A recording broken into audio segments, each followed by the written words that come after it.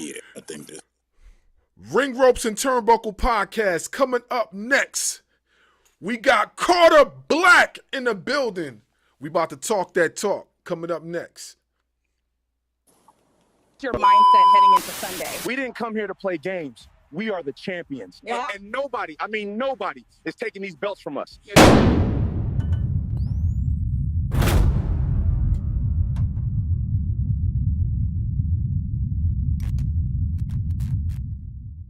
You want the best?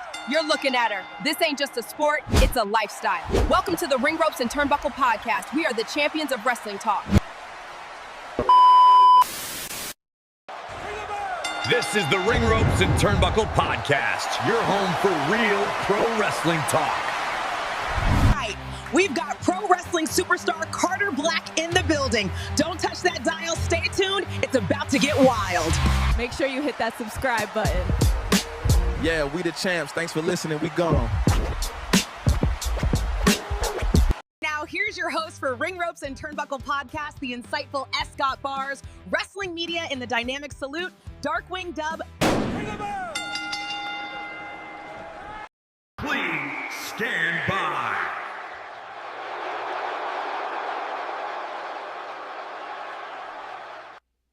We back. Make sure you like, share, subscribe to the channel. Hit the notification bell for more content. Dub will be in just a moment. We got special guest. Carter Blaq is in the building. Let's give a round of applause. Yeah. Man, I gotta say this, man. You play kayfabe so well, right? And I'm gonna tell you why. All right, so I'm not sure exactly the date, but Reality of Wrestling, I remember when it first came out on YouTube, right? Yeah. There was a certain character on there that caught my eye quick, fast, and in a hurry. It was that character. It was Abel Andrew Jackson, and then it was I forgot his name. He reminds me of Kevin Owens. I forgot his name. Brian Davison. Yeah, Brian Davison, and then it was Jane Medina. Though you guys, like the staple, right? Yeah. So then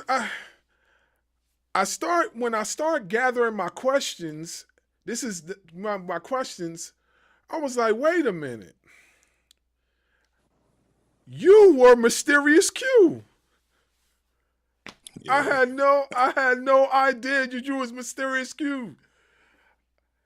Yeah. You were the reason why I started watching Reality of Wrestling. Not for nothing. Like, I know it was Booker T's promotion, but yeah, when I was flipping through YouTube, you were one of the first people that I seen, and that just caught my eye right off the bat because, like, I seen the mask, and I was heavy on the luchador type stuff. So I was like, oh, is he a luchador? I didn't know. And then I started watching. I was like, Mysterious Q. I was like, yo, that's unique. And then I'm like, damn. And then as your story progressed and then your mask came off, it still didn't dawn on me that putting 2 to 2 together as far as who I was going to be talking to today, it still didn't dawn on me. Even though I seen already your evolution of your character, it still didn't dawn on me. It just dawned on me about 2-3 hours ago when I got back from work and I started reading through my questions. I was like, wait a minute. I was like, I was like, nah, man. I was like, nah, there ain't no way. There's no way that y'all two are the same people. How did you get that off? What was your mind state like? How did you do that?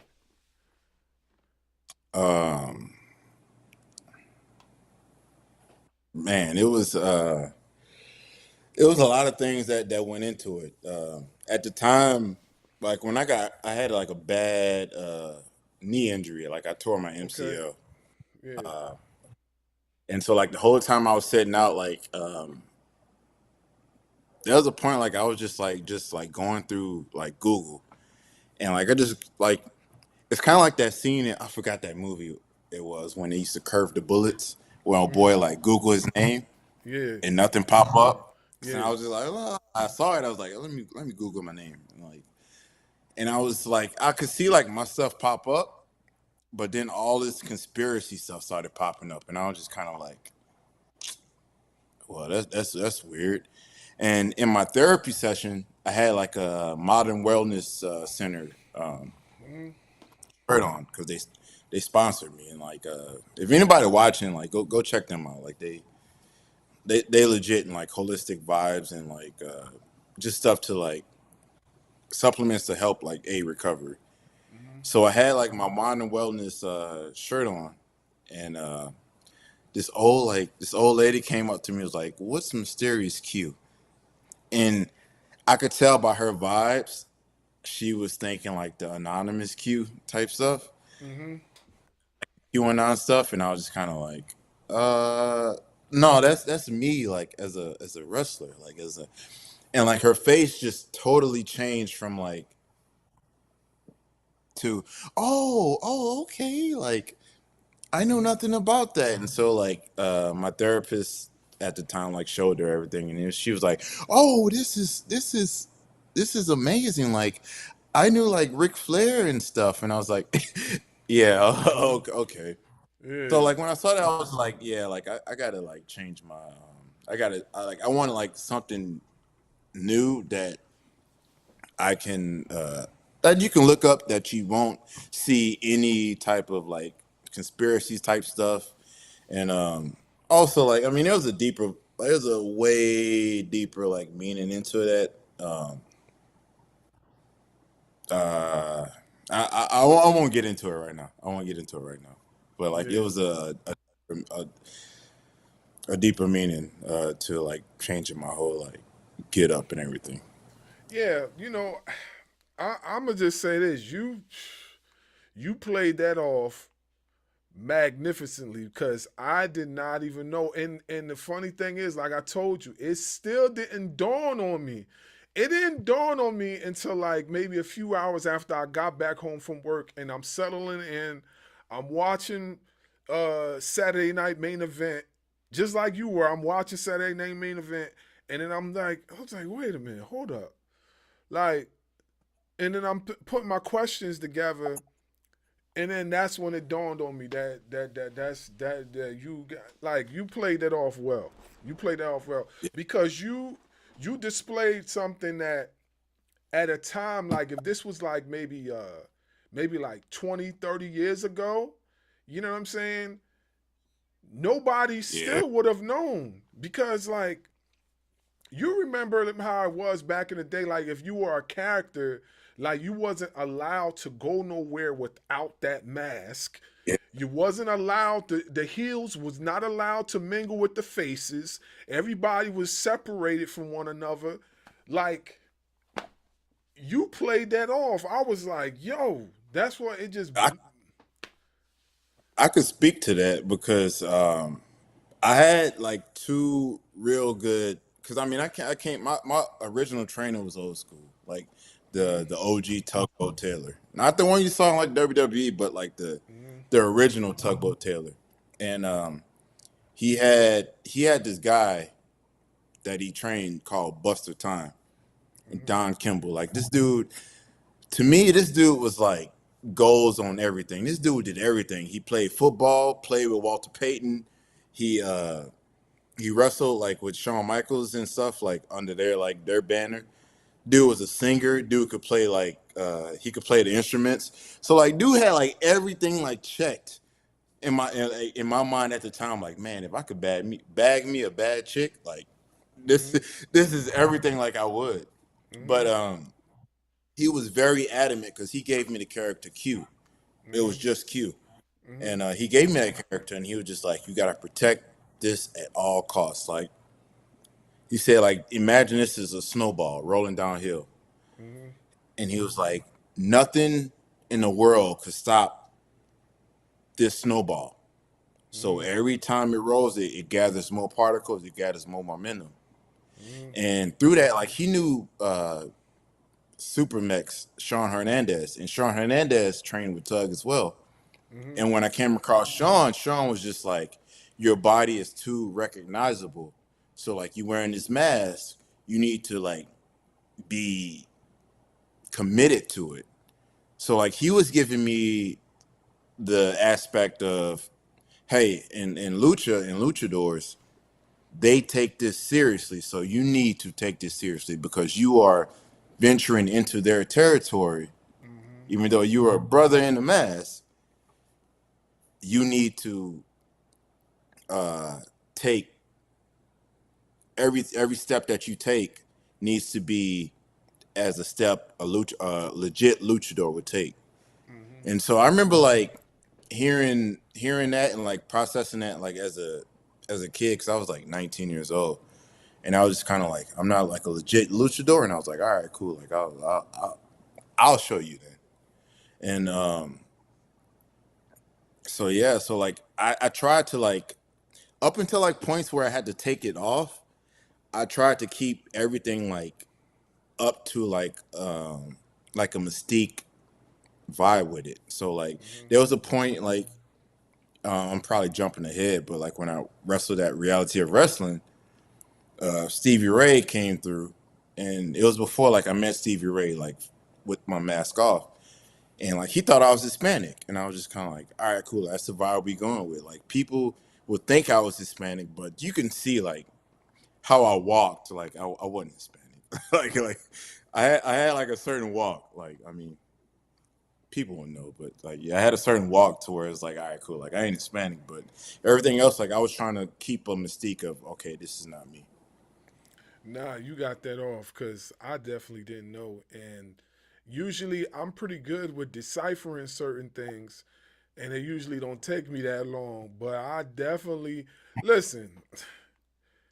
Your whole mask thing was fire because like you kept that under grabs for years. It wasn't like no simple thing you could figure out.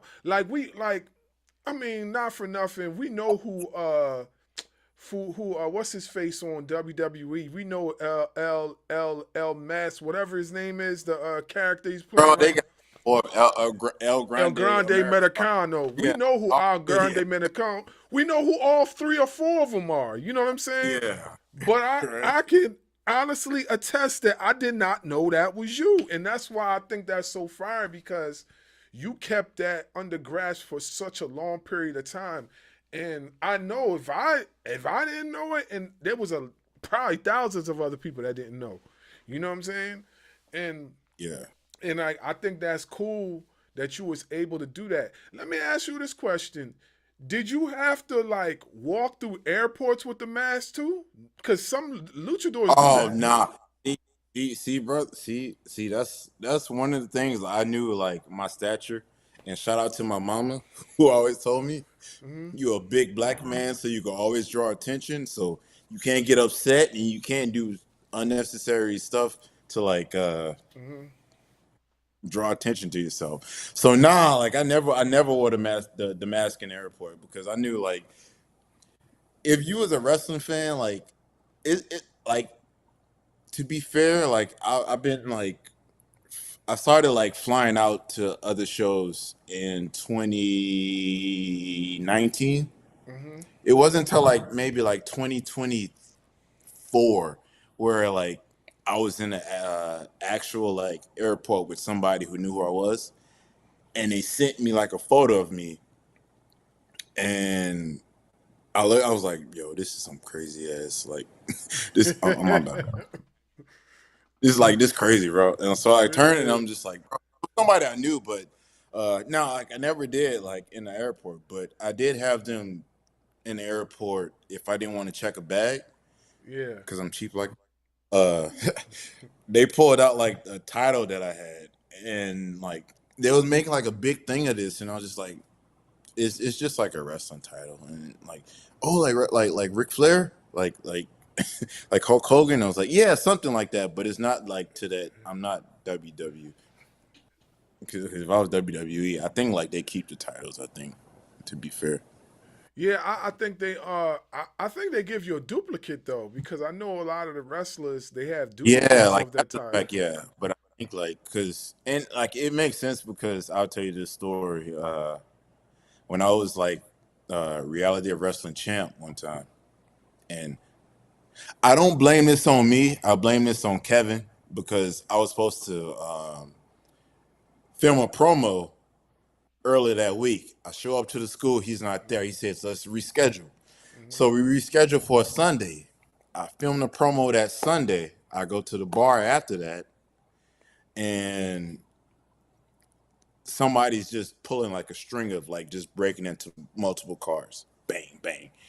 And so some lady comes in and says, oh, like somebody broke into like your car to some other lady. So like I go out there with them and I'm like, dang, that's messed up. And then I look over towards my car and I see like sort of glass on the ground and then it hits me. I'm like, no. And I'm just saying no the whole time running up there. And I go to the back of my car and I see it and like my bag's gone and it had all my gear, my mask, and a title at the time. And I'm freaking out because we got a show like the next Wow. day. I hit my gear guy up, who was Aiden Cristiano, goes by Oz, and like he's notorious for like taking a long time on gear when it shouldn't take that long. And yeah, I'm saying that, but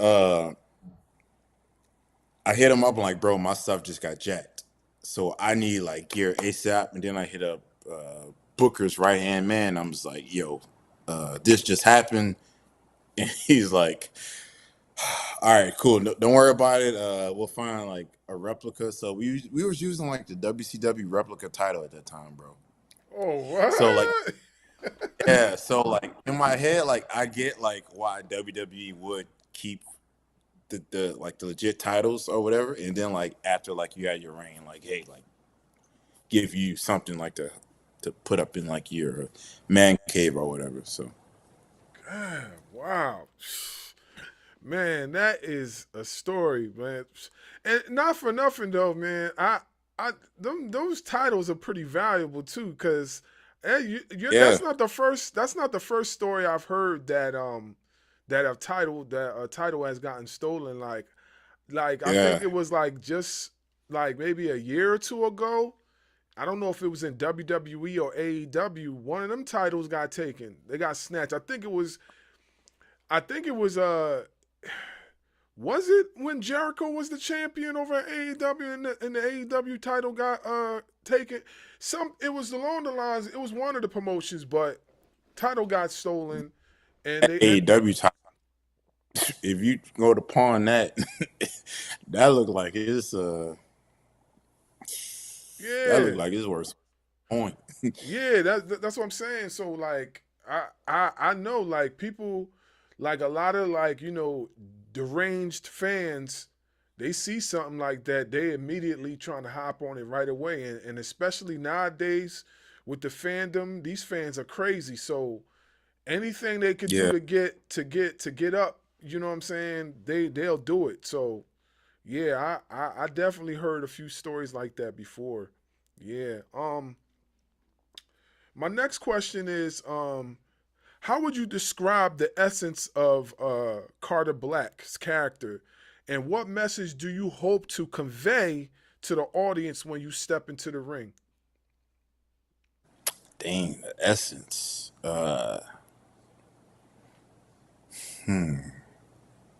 If I would say like the essence that Carter Black had, it was more of an essence of like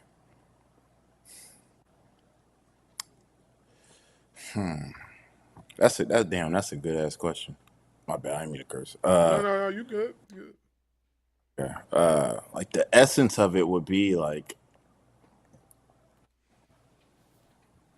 I mean, one like a new like essence of killing the mysterious Q type Mm-hmm.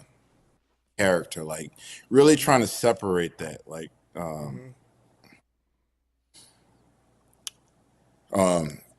And if I had the message that like I want to like when I step into the ring is the main thing is just when I say like because Carter Blaq would say a lot of things like painting black, meaning that whatever like preconceived notion or preconceived image of you, you could paint it black because the absence of everything is just black.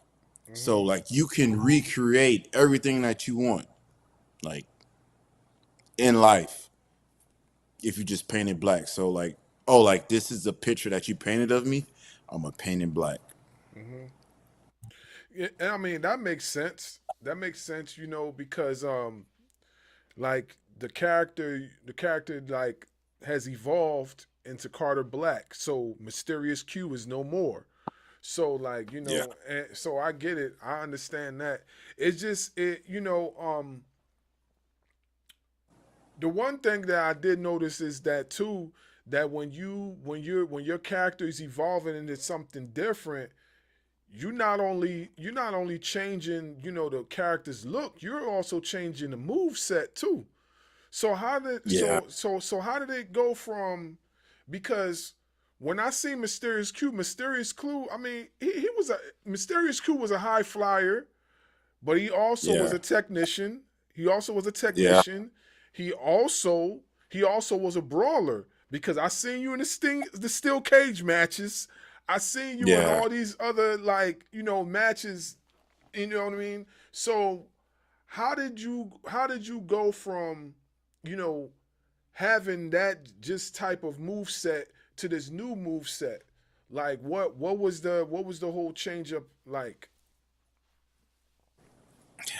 Brother, a lot of that was surgery, bro. Okay, To okay, be yeah. fair, surgery, bro. Like I was scared to do a lot of stuff after surgery, man, because I came back fast. Like I came back maybe faster than I should have. But also like in that though, that goes back to Booker T. Like I don't know if I mean I don't know if he'll be okay with this, but like he would critique us like on stuff, and he would use like modern day stuff, and he would say like Finn Balor, like there was a point he sent us all like a match that we should have watched, and it was I think it was Finn Balor versus Loki, I think. But this one he was Devitt. It may have been Loki or it could have been somebody else, but he was big on Devitt. And then when Devitt came to WWE and he started doing the separate character stuff, and he was like, "That's all cool, but he doing the same moves. Like if you gonna have a different character, you gotta have different your finisher or something got to change. You can't do the same moves if you changing this up." Right. And kind of like stuck with me, and I felt like Carter Black was the time. Plus, with everything else that was playing into it, that was the perfect time to like change up everything, like change up the style. And plus, like for years, brother, when I tell you for years, bro, like people been like, "Hey man, you need to work more like a big man and do this." And I was just kind of like, "It's coming." Like I just wanted the hybrid style with it. Like I wanted to be known as a hybrid hoss. Like all right, cool. Like I can do this. Like I know like Larger Door was taken because that was this one wrestler's name, Michael Faith, who passed. So I was like, I'm not gonna like go back into that. Like I'm gonna let him have that because he was way bigger than I was, and this brother was doing some stuff, bro. You ain't seen like a 400-pounder dude do like a side moonsault and stuff like that. Like Well, I mean, if you saying it like that, then there's a few guys that I could definitely give you names of that could probably do that side moonsault. give me them Uh, names because I'm give them the okay. bookers like, hey, let me Oh, work this okay. dude. Gotta Okay. get him to Texas. Okay. Well, of course you know Keith Lee. Keith Lee could do it. Keith Oh yeah, Lee. I know. Well, Keith Lee, he's allegedly. I ain't gonna say allegedly, bro. Yeah. Keith Lee got a full 50 in the tank, bro. I know. He got a 450 in the tank that he ain't put out. But yeah, Keith Lee is a different type of beast, bro. Like that's who. It's a funny story about Keith Lee because I wrestled him down in Houston, and somebody was asking Keith Lee about like, what do you watch? Like, how do you like get to like this level that you at? And Keith Lee said the most valuable thing that I've ever heard for like an upcoming wrestler or any wrestler in general. He said that he watches all types of wrestling. Like, I'm gonna say that again. He said he watches all types of wrestling. So he would say from like maybe like a Monday to a Tuesday, he will watch lucha. On Wednesday, he will watch like uh like English wrestling, like wrestling in like the London area, because they were very good on the technical stuff. And he was like on like Wednesday or whatever, he would watch whatever like popped him. Thursday be like Ring of Honor type stuff. He said he watched every style of like wrestling because that kind of formed into like his character and his moveset.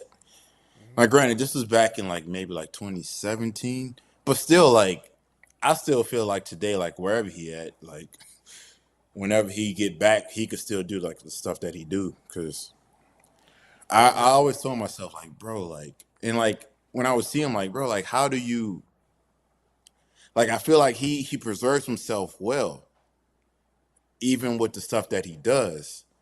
But he was just like, you just gotta know your spots. And like he said, like if he was to do like leapfrog, drop down Ranas every match, then it would be expected. But when you save it, it's whoa, yo, like what the and at the time, like he was doing his own entrance music. So like brother was doing it all, bro. Like Yeah, but when yeah. you bring up Keith Lee, like Keith Lee is one of those dudes who does it all, and then like in the business, like nobody has any bad thing to say about him. Like I remember like at a point, like I think it was like 2019, I was just kind of like, I want to be like Keith Lee. Like nobody has anything bad to say about him. Like he's good, and like you bring him up to anybody, like they're just like, yeah, like Keith Lee, yeah, I know that brother. Like I know him. So yeah, like Nah, Keith Lee is you bring up Keith Lee, like that sparks some like, oh, I remember some memories. I'm like, oh, I remember Keith Lee. Yeah. yeah. Like I remember a lot of the classic matches that he had in NXT.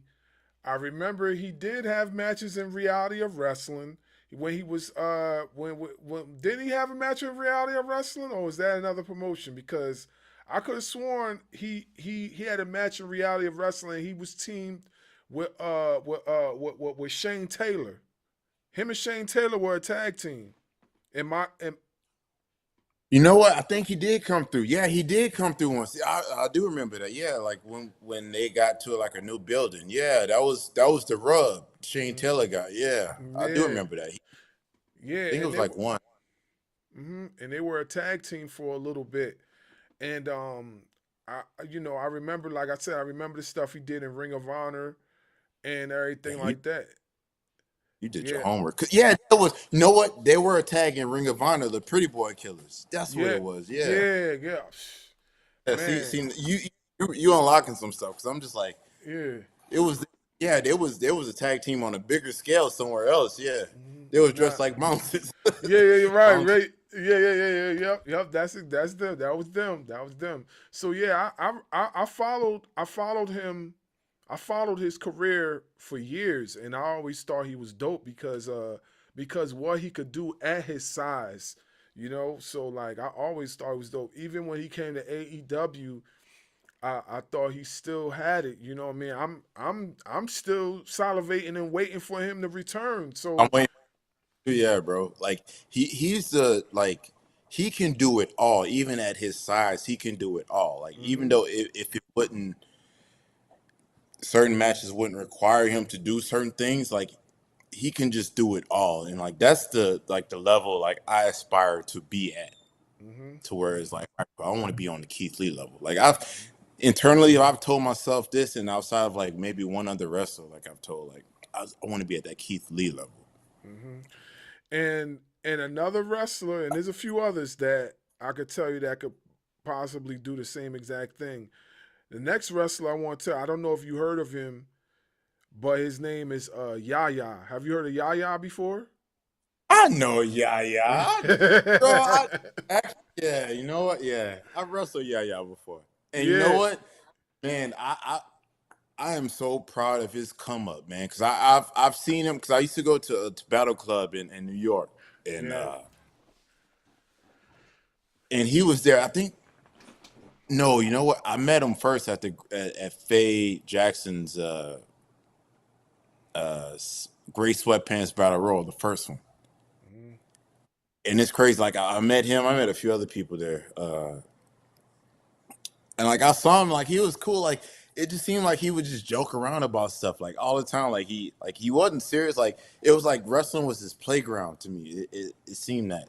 And I would see him always come up to Battle Club and he would do his stuff. And then once Ashe started, then like I don't know, like it could have just been like life as he matured, but like once Shay started and like started like showcasing him, like his whole like style and demeanor just changed.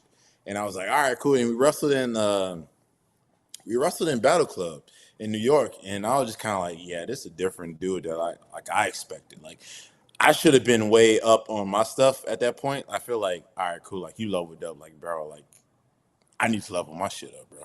Mhm. But yeah, Yaya, man, Yaya is I feel like he's so underrated too. Like Mhm. I feel like more people should look into him, bro, because you look at him and you wouldn't think much of him, but then you see him, the stuff that he does, and you just kind of like, oh, okay, like this brother can go. Like I saw a clip recently of, I think it was Ashe. It was Yaya, Tankman, That's just and recently. Mhm. yeah, who's the big And brother in Bojack. BoJack? Okay, BoJack. Mhm. Yeah, BoJack. And like, oh, BoJack was shining, bro. BoJack was like, I see two big dudes. Y'all can catch me on this. Like, all right, cool. Like, BoJack was shining, but like in that, like they all was like getting their stuff, and I was like, all right, cool. Like, Mhm. yeah, I feel like Yaya is one of like the most like like slept on, underrated people like of this time right now. Mhm.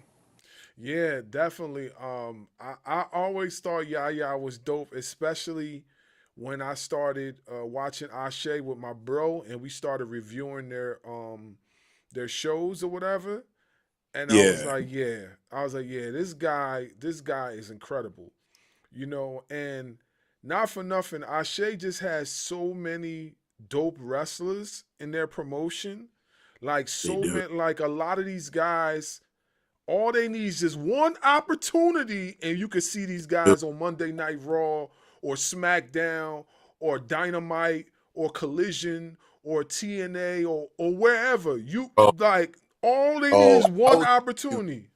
bro, I will give you two names right now who should be signed like somewhere right now. Like one of the dudes, like he's on my list to like wrestle before he gets signed because brother got the skills, the body, everything. One, it's not in an order, but I'm saying one because I want to wrestle him so bad is LeBron Cozone.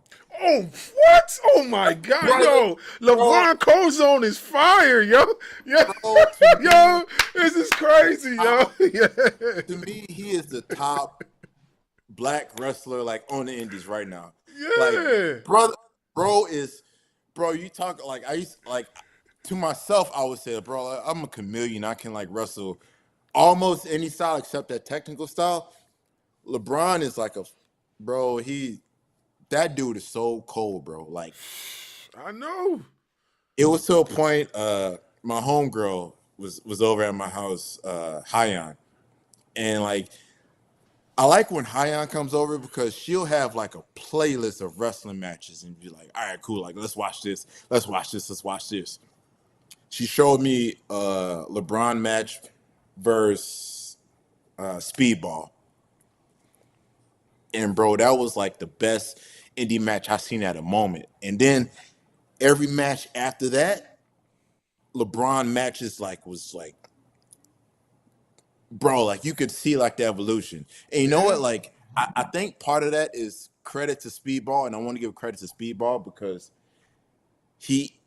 damn, my bad. That the conclusion of the Cena match just happened. So shout out to Speedball because Speedball can unlock wrestlers. Because I seen when Speedball wrestled Brian Keith for the first time. I was there live in person, and I could see where the match went from. Because at the time BK was hot. There was nobody hotter on the indie scene than Brian Keith, and he wrestled Speedball, and I could see where Brian Keith kind of like capped. But I could see where it just started to growing more. And I was like, yo, like Speedball is like a wrestling cheat code, bro. That dude can unlock everybody's potential. So when I saw the match with LeBron, Cozone, and Speedball, me and Hyan both looked at each other at a point. It was kind of like, this is where Speedball taking over. And she's like, yep. But every LeBron Cozone match I've watched after that was so dope. Second person, Darius Carter. Bro, I don't know what you do, bro. I don't know what people doing, bro. Bro, promo, package, yeah. the poise, in-ring skill, bro. Sign it somewhere. Bro. I don't like even like Ring of Honor. Like it's baffling to me that this dude not even on like NWA or TNA, bro. Like he has to be signed somewhere, bro. Yeah, like, I know. Like you talk about people, like he's one of the few people that like I would recommend to wrestle in a new state somewhere because it could just be him and his promo package. Just give him a promo early in the show. He come out, or you just don't give him a promo. He'll come out. Just his aura will make you just want to boo him. Like LeBron Cozone, Darius Carter, bro. Like Darius Carter. They just wrestled. They had a match in Ashe's last 2-year anniversary. They had a match. Darius Carter versus LeBron Cozone. That joint was fire. They had a match. I know it was, bro. I know it was. Like, I gotta go back and watch it though. I gotta go watch it. Yeah, that joint was crazy. That joint was. I ain't gonna tell you anything. I just go watch. I'm pretty sure. I saw like a clip, and I'm just like, bro, like ain't nobody, bro. Like, I don't think on that roster, I would say like Shay's roster, nobody is to that level where Darius is at, bro. So Darius got to carry that. He has to carry that until he gets signed, bro. Like I don't, unless Darius Carter, unless like Darius Lockhart was just like going back. But I mean, I don't think he would be champion over there, like for behind the curtain reasons. But I don't. Yeah, look, Darius Carter is fire. You know what I'm saying? Yeah. The minute I started watching his matches and I seen him on shit, I instantly got drawn in to his character. And I was like, yo, this dude is diabolical. Like, his character work alone sells everything else that he does in the ring. Like, he could do the most simplest thing and it will look so effective because of his character work. Like, his character work. Yeah, what? He looked like that old black dude because the way his lips can just like, it's just he has a punchable face. Like you look at him like, oh, I can't. You want to hate this guy? You hate? Yeah, I know, man. In no world could I ever expect or see him being a baby face, and I don't think he's ever. I don't know if he has been in his life, but in no world will he ever be like a good guy in wrestling. Like he's just everything about him, bro. Is just is Regal-esque, and it's just like, like I want to say something, but just like screw this dude, bro. Like, you know what I'm saying, bro? It's just like, oh, he come out because he would get right there in your face. Like, I Yeah. seen his intro. I'm just kind of like, this lady go smack you, bro. Like this, because when I wrestled him, it was New York, and he's just like, he had that little that Mardi Gras mask, the sad one. I think it was a happy one, and he do it, and his entrance and everything. Like, I'm done glazing him, but bro, like, he should package and everything. Like, he should be signed somewhere. Right, yeah. NWA at the least, bro. NWA at the I least. agree with you. There's so many wrestlers there that are just beyond fire. You know, one of my other favorite wrestlers there is the Ugly Gang. Ugly Gang is one of my favorites too. Yeah, Ugly Gang. It's three wrestlers. It's Rayhan, it's Zay Vega, and Jordan Holt. You know what? I know Rayhan. I know. Yeah. I was trying That's to the like push bro. for That's the bro, man. That's the bro right there. little Al Yeah. Hayes looking at this, bro. Like, bro, you know what? Like, it's so dope. He had his own entrance song, like the cream pie pop. Yeah, that's my guy. Bro, I don't know how that did not go viral, bro. Like, granted, like it probably go over people's head, but like the cream pie poppy, bro. Like the other two dudes, like I don't think I'm familiar with them. Yeah. But it's probably just because like these are people like I met through Faye Jackson, like at the Gray Sweatpants Battle Royal thing. Like it's crazy, bro. Like that was probably like one of the best things. But yeah, I don't think I know those other two dudes. But I'll definitely like to look them up. Nah, they're crazy fire. Zay Vega, he has a combat like MMA background, and Jordan Holt, sure. he's like super athletic. Yeah, they both part of Ugly Gang. They're one of the most over trio factions in Ashe. Like, you know, they're bound to get the Ashe tag titles. They're bound to get I'm about to follow boy right now. Like I'm about to he probably should get his followers up too. But I'm about to follow him right now. Jordan Holt and what's the other dude? Zay Vega, yeah.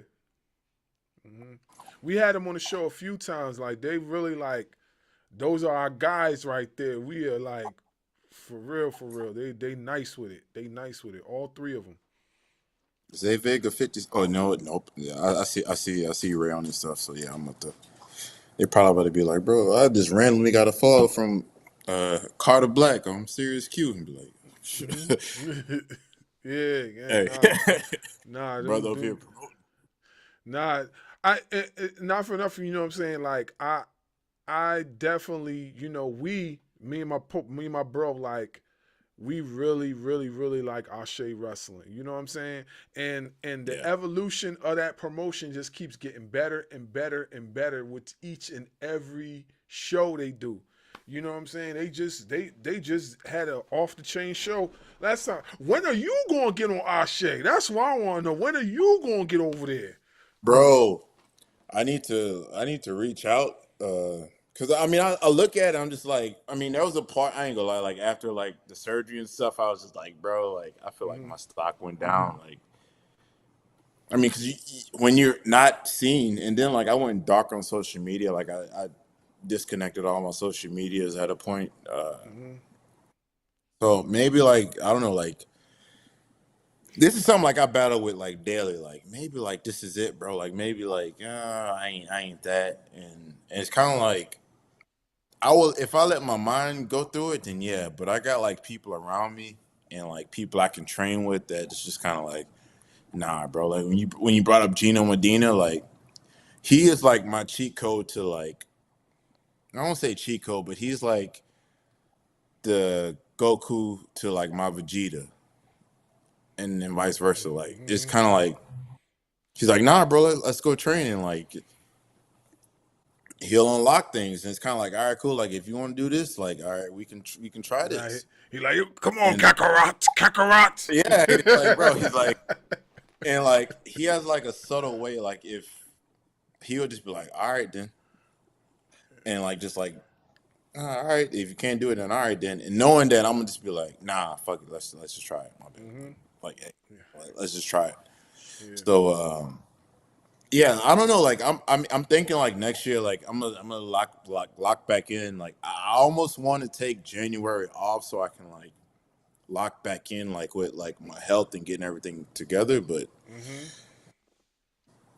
if it's another thing that I learned from Book, like this probably go be like a podcast of all Booker gems. It's like time off is like the worst enemy to like any wrestler. Like that's the worst thing you can do. Like if you're able, like it's just take time off. So I don't know. Like maybe like build my profile up, build my like highlight reel up, and then like hit up Darius and see like, yo, could I come through or because LeBron recently came to Houston for a show, and like I met LeBron when DPW came, Deadlock Pro came to Houston, and I was still like recovering at the time, but I was just going to see Chris Bay, and I met up with him, and he was just like, "Yeah, bro, I can't wait to have you back," and blah blah blah, and this stuff. And then when I went to LeBron, it was kind of like that look of like hoopers. It was kind of like,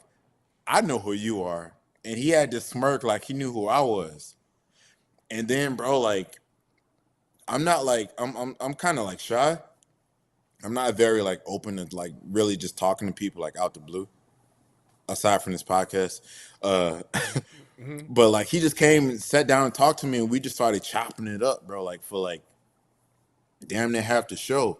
And he was saying how he had a school somewhere, and I was just like, "Yo, bro, like you in North Carolina?" I think I said I thought he was in St. Louis. He's like, "No, I'm in North Carolina or somewhere."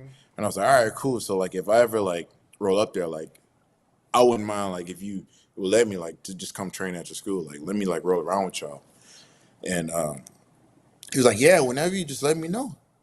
And so like if I was ever to be like on our show, I would hope like both of those would coincide with that. But I know ultimately it would be me probably stepping my stuff up and building up my highlight and stuff and like just getting back to like how I used to be, Right. but Right. not mysterious Q though. not, Right. not Yeah. mysterious Q. Yeah. Yeah. Yeah. It's understood. Yeah. Well, listen, Mr. Lockhart. Mr. Lockhart, holla at your There, boy. Holla at your boy. Holla. please. I met him a few times too. Like I met him like he was a cool dude when I met him. It's crazy. Like see, like at the time, like Brian Keith was still like he was coming up. But it was like the photo culture show when for GCW back when like AJ Gray was booking it and he booked Darius Lockhart and Brian Keith. And their match alone kind of like catapulted Brian Keith. And at that show I met Darius and he was just like, "Hey, what's up, brother? Like what's the character of Mysterious Q?" And like he just wanted to know like more of it, and I was just kind of like just telling him. He was like, "Yeah, okay, okay." And it's crazy because I know like he took a break from wrestling, and then like he came back like with Ashe, and like if anybody was gonna start like a promotion, it could be him because I feel like he sees a lot of stuff that people don't see within themselves. Like when even like when they're talking to you, because when he was talking to me, like when I was talking to him, I could just see him looking. And it was kind of like I you know how sometimes you talk to people and like they look like straight through you? It seems like what they looking at, bro? Like, and Yeah. that's like a conversation with him. So I don't know if like that's him just like seeing more than like what's ahead of him, like seeing more than what like this person has to like to offer. And he's like could probably be like, all right, cool, I could see something with this, which is probably like what he did with Ashe because Ashe's been growing from the moment like he came forward and was like, hey, I'm starting this promotion to where it's at now is just like he probably has a like better probably has like a better like future as being like a booker or something, showcasing like the talent, like the black talent that's underutilized or underrated. Yeah, He's definitely Ashe's definitely one of my favorite promotions, if not my favorite promotion. They have pulled me and my bro away from watching mainstream wrestling and just watching Ashe. Ain't And gonna lie, yeah, it's much mainstream, bro. It's yeah, hard. My homies, then I'm just kind of like, yeah, it really has because to me, and I know my bro when he gets in here he'll attest to this. To me, like, you know, Ashe and all these other promotions, they need the viewership. You know what I'm saying? These other yeah, big time promotions, they got the sponsors, they got the commercials popping, all that stuff. They got all that. Our support need to be with places like Ashe. You know what I'm saying? Like, it really, and not for nothing, you know what I'm saying? And I'm not and by no means and I'm not trying to like be funny or nothing like that. But I don't think WWE want us around like they got a that. quarter. I ain't gonna lie, like tonight was pretty dope because you had Oba, you had Malachi. I mean not Malachi. Javon Evans, and you had Leon Slater, which this is so crazy. I had met Leon Slater for the first time like in person at in Indiana because I was doing a Naptown Pro show, but I had pulled up to them doing the show, GCW doing the show at Indiana's like State University or whatever, and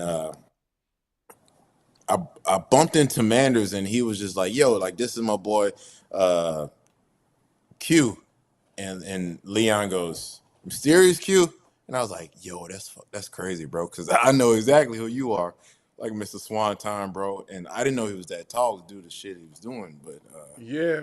Yeah, he's a pretty tall guy. I didn't even know he was that tall neither until like I seen him like stand. He stood like face to face with one wrestler who's like at least 6 feet or more.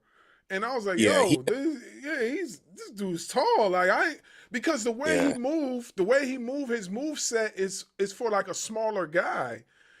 right, and yeah, it's similar to what you did. It's similar to what you did as Mysterious Clue. You're a tall individual, but your move set doesn't yeah, display of a person with height. It displays of a person that's shorter. So when I see yeah. you do all these moves, I'm like, and then, you know what I mean? And A then when lot I of find people out, was I would yeah, get the backline.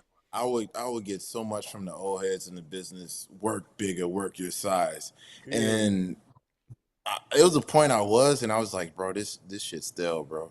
Like, and then you look at people now and just like, bro, like, I would ask like, how tall is like Javon Evans, bro? And they were like, yo, he tall, and like he doing this stuff, and ain't nobody telling him, hey, clean yourself up or work your size. Nope. Just like Leon, like, bro, Swanton 450, bro. Back when I could do a 450, and I was like, bro, how? Practicing that, bro? No. yeah, right, right, Nah, yeah, bro. So he got yeah. something, dog. Like he Yeah, got something. nah, joint's dope. Yeah. All right, so I got this one more question, and I'm gonna pass it up to my bro. Uh, so your in ring style has the black character led by any significant changes in the move set. So okay, so we already talk about the move set and the ring psychology. So and you said that the injury, is what led you Like, to play the big part in like you changing your move set.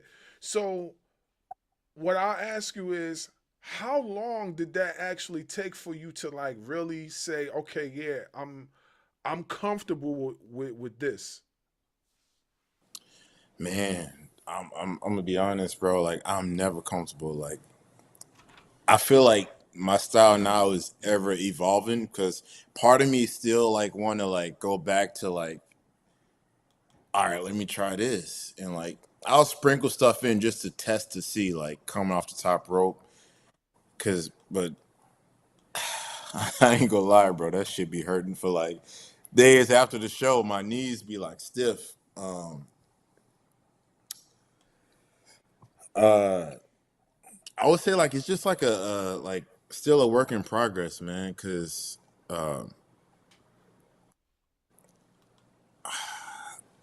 I can say like, all right, I'm done with this. Like, let me like go with this with a certain style. But it's wrestling, man. So like I'll see something like I was just cleaning out my phone the other day, and I was going through like old like videos that I screen captured to like study, and I was just kind of like, damn, like maybe I could try this or maybe I could try that. So I mean, it's really laying up in the air. Like being a wrestler, like for me, like I always want to change stuff up and add something new in, like when I need to. As far as like I will just bring this up as a reference. Not saying all my matches are like that, but like King's Road reference to where like it was a Japanese style, and like you wrestling like your opponent, and when all your moves ain't working, you pull out a new move, and that's not gonna finish it, but like it's a new move that you pulled out, and the fans like, oh, okay, that was dope. But then later on, you master that move, and that becomes like either your new move or it could be like your super finisher Right. type thing. So like I mean that's the mindset behind that. But I would say like as far as I'm concerned, like I'm very indecisive. So styles and stuff that I'm gonna put in, it's gonna always like change, or I'm always gonna second guess something like maybe I should have done this here, or maybe I should have done this there, or we're in a new era, bro. Like people coming up with some crazy ass shit, bro, and I'm just like, yo, what is that? Like just filming training, and it's kind of like, all right, cool. Like let me see if I can do something like I would say like copy homework, meaning that like I don't know like how many people copy people homework, but you can't copy somebody's homework word for word. You got to put your word on it. You got to put your lingo on it, so like the teacher know like that's your word. So I would see stuff and just be like, I would just copy their homework and just add it to something like I could do. Well, not for nothing. You know, they say this is a copycat industry. You know what I'm saying? Like people are always seeing stuff and just reinventing it every single time. Like prime example, we talked about Javon Evans and Leon Slater. Who does Javon Yeah. Evans and Leon Slater remind you of? They remind you of the Hardy Boys. You know what I'm saying? If you put I- if you put the Hardy yeah. Boys, you know what I'm saying? I'm not saying they remind you like move for move, but there's certain mannerisms and there's certain things that they do that you like, oh, okay, Hardy Boys, you know what I'm saying? Jeff and Matt, you know, like or even the Young Bucks, you know what I'm saying? Like certain things in Yeah. between in between you could see, you know what I mean? So yeah, I get it. You know, we when we talked to Buff Bagwell, he was even happy. Like people were using his move, the blockbuster, and they still call it the Yeah. blockbuster. Yeah, You it's know what I'm still a saying? block. It's gonna always be the blockbuster. I've used it a few times, and it's like, bro, it was so dope. Like, because like growing up, like seeing that. But the main thing, like you would use it as a finisher on like No Mercy or like WCW Revenge, and you hit Yeah, the blockbuster, then you do the buff, bro. Like that would be times I do the buff Bagwell pose like after catching a touchdown and yeah, the football, bro. yeah. Oh, it, like yeah, it's funny you say that because he definitely said that would be a bagging football touchdown pose. He it said is, that. bro. Like, it would, bro. I need to find me like a wide receiver that I know, like in the league, be like, bro, hit this, bro. Yeah, yeah, People might like not know what you want, but like once it hits the internet, bro, like it's gonna go viral. yeah, for sure, for sure. All right, bro, take it away, Dub. I made it, y'all. I made it. Bro. Duty calls, man. Work got me. Um, And that's and first round. yeah. So, how did it feel when you saw your name on the BWI list at number 39? How'd that make you feel?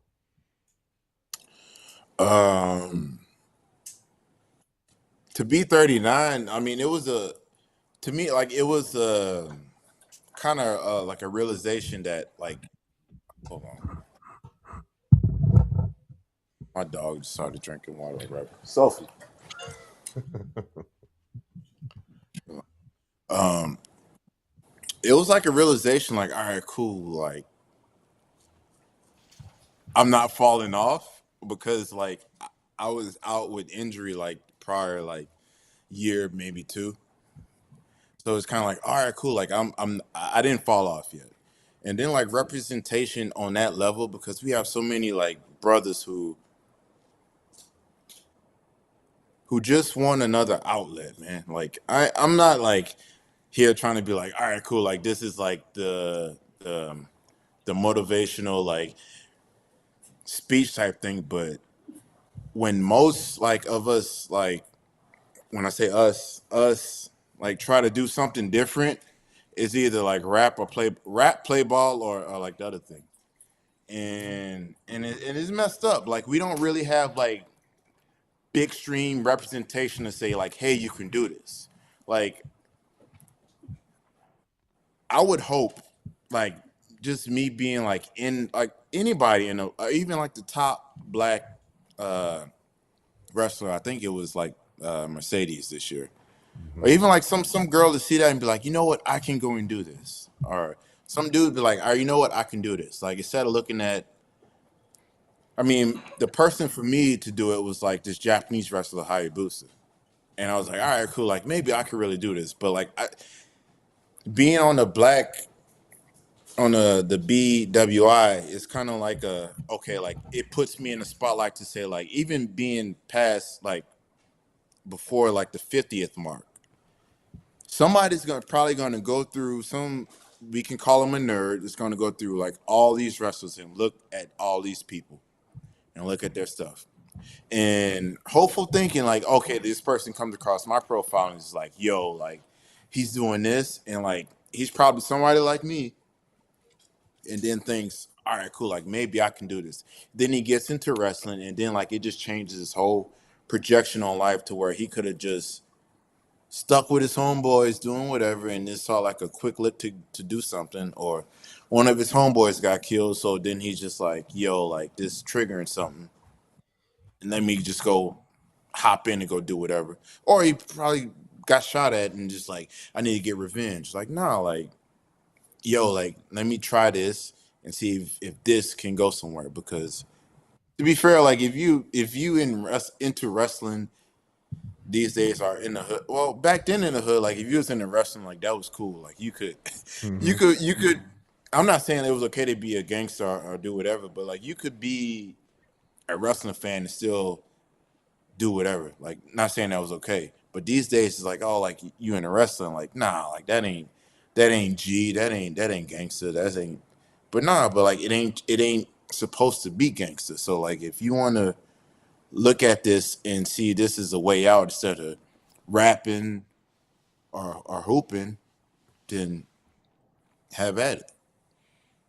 Yeah, it makes perfectly good sense because coming from where I lived at, it was either just that, and Yeah. I can honestly say like I'm a product of that. Like I wanted to play basketball.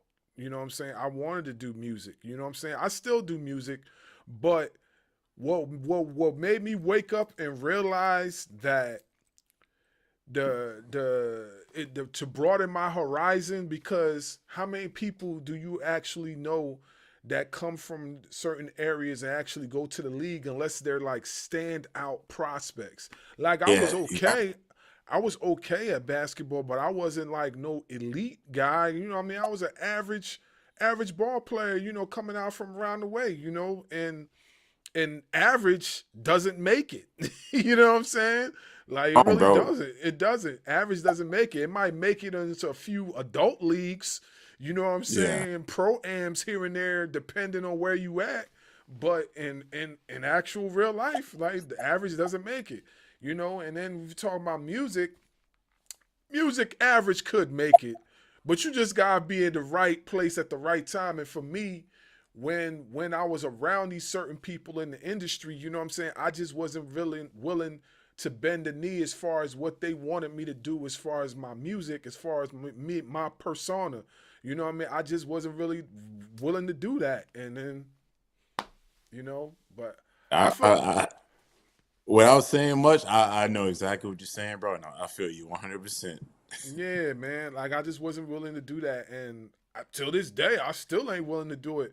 Like, and not for nothing. Like nowadays, you don't really need that to succeed. Like, there's so many ways you can do it without having to, like, without having to put yourself out there to the point where you got to embarrass yourself Yeah, to quote make it. unquote soul type. Yeah. Exactly. So I understand totally what you're talking about. My bad, man. I didn't mean to cut you off. I just, like, when he said that, I was like, man, it hit home for me. I know, yeah, because like I just want to say like this one thing, because when you was talking about like the average player, you could be good now and be average then. Like our top player at the school I was at was DJ Augustine. Oh, really? He went to Texas. He was balling with Durant. Durant was there for 1 year. I think DJ stayed there 2 years, and then went to the league. Like DJ kind of bounced around. He made his like stuff in Orlando. Like he was really like big in Orlando, and I was just excited as hell. Like when he got to the Lakers, because I was a Laker fan. I was like, DJ coming to the Lakers, bro. This is everything, bro. Like my life is complete, bro. Because from New Orleans, we say like, bro, if Lakers one make it, all day, yo. This So, guy. like, yep, DJ playing with LeBron. I was like, bro, like we made it. Like the twines is there, bro. So yeah, when you say that, because like DJ was the coldest high school player coming out of New Orleans, bro. And like I always thought he was like the GOAT, bro.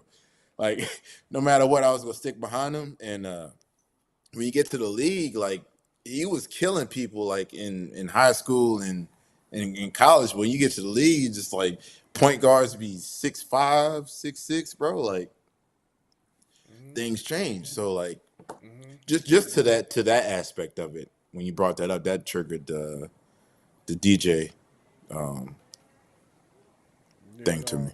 Yeah, not for nothing. Like I'm with you, man. I'm a big Lakers fan. Always will have been a Lakers fan. Hey, that's what's up, bro. That's what's up, man. He hating. No, he hating. Stop hating. Bro, Stop. Like, I don't know why he doing that, bro. Like, he hating. Why you hating, bro? your squad, bro. What's your squad? This for you. This for you. I mean, you shouldn't even be mad from where you from, bro. Y'all got a OP dynasty, bro, for the next 4-5 years if y'all play it right. Thanks to the Clippers, bro. Yeah. Nah, bro. I'm not even a Thunder fan. That's the thing. I'm not even a Thunder fan. Bro, from that. He talking that, bro. I'm from Texas. I'm a Mavericks fan. Oh, I appreciate y'all, bro. I appreciate y'all. I'm sure you know what? I appreciate y'all. Hey, you know what? Thank you, Nico.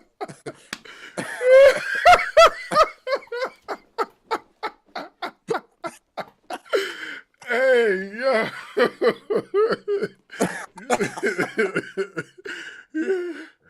Man. Y'all done yet? Y'all done?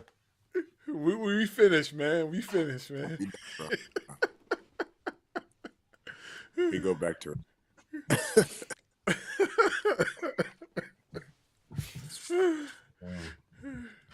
See, I done already forgot what I was gonna say. Now, y'all done messed me all up.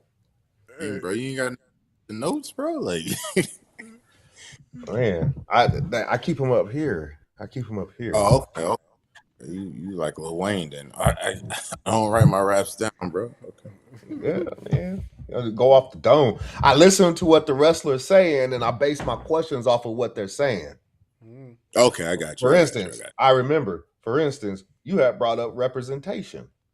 How do you feel about how do you feel about our, like you said, our representation in the bigger companies like WWE and AEW, TNA, and places like that?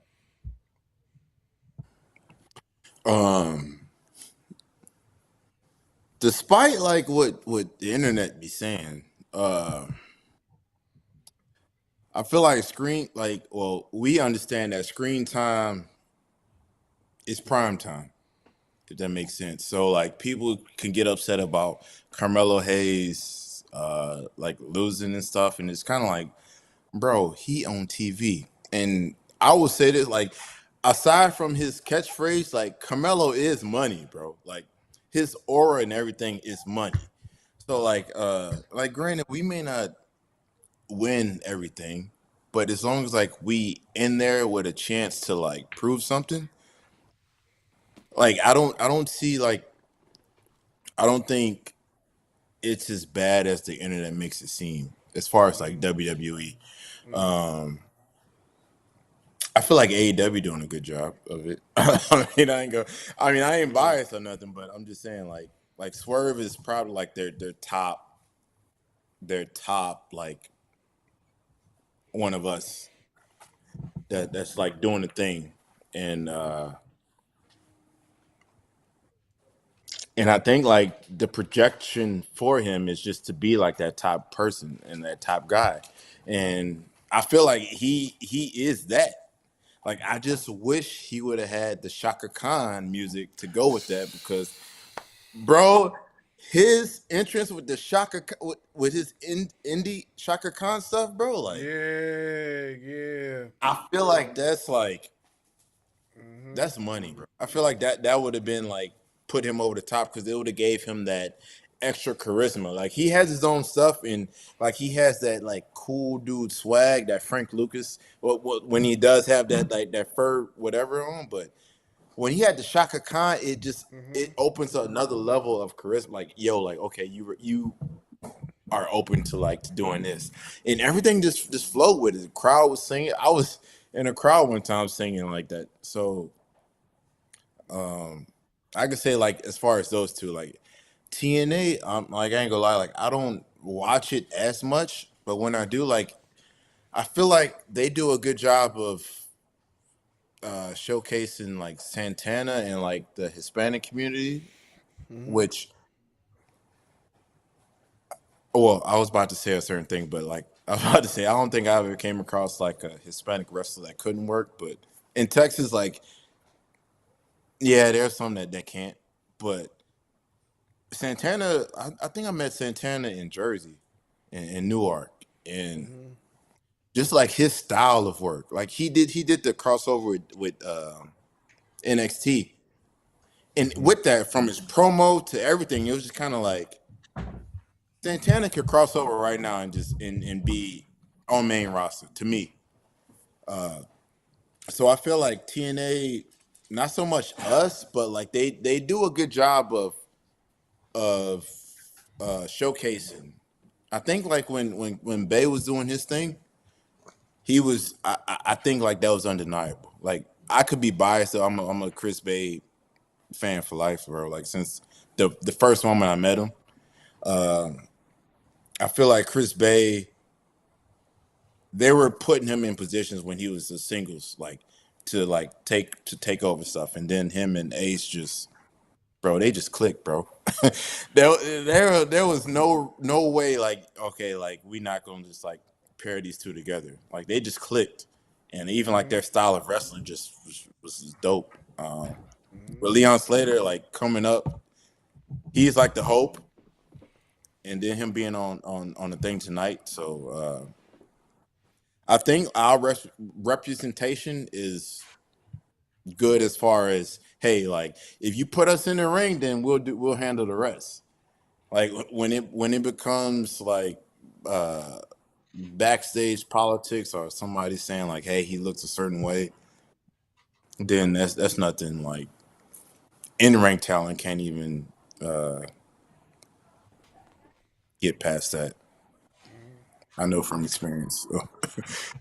You know, and that brings up a good point. I remember, what was it, about a month or so ago, where Javon Evans was saying that they were trying to get him to change the way he talks because he talks with like he's from the hood or like he's Yeah. what do kids call it these days? A YN. That's the one. Like Yeah, he a he got YN. So they were trying yeah. to get him to change the way he talks, and come to find out, Shawn Michaels in NXT didn't make him change the way he talks. Yeah. But I just have this feeling like if he does go to the main roster, you might feel different. You're in the business. I'm not. Triple H might try to get him to change the way he talks. Nah, I feel like Sean ain't doing, because even though Triple H is like up on the main roster, his baby go always be NXT. So like Sean go always run stuff through Triple H, but even though like if Sean is adamant on something, because I feel like that just works. Like they tried to do that, and like they think it was like a clip where they forgot to cut the tape where Javon was talking in a promo, and somebody said something, and he was just kind of like, "Huh, what?" And I forgot who it was. It was some like blogger who always bashes wrestling. It was like, "Oh, this guy will never make it," and that got a lot of backlash. And now look at Javon, bro. Like, no matter how he talk, like he go look, his style go be that. Like, because I mean, if you look at it, like, I'm not saying like Dusty. Like Dusty had the way Dusty talk. Like, it wasn't like every other person of his style, but he talked kind of like with a cadence like us.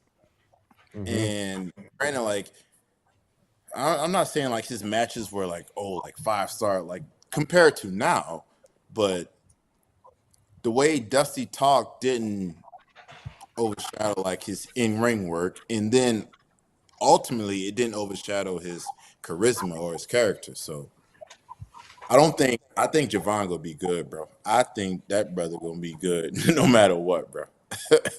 Unless nah, I ain't even gonna put that out there, but like let's just hope he don't mess up.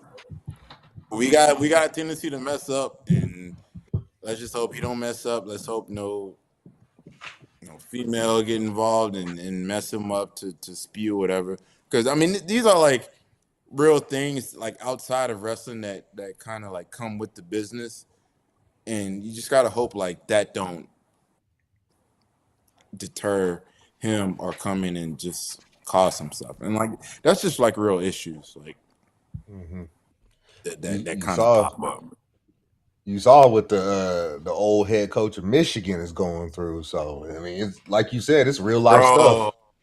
He was, I don't know, bro. He was messing up with the wrong thing of I'm know what I'm not gonna even like I seen it and I was just kind of like, bro, like why you so many rules was broken. So many rules was broken what he was doing. So many rules was broken. In the hood,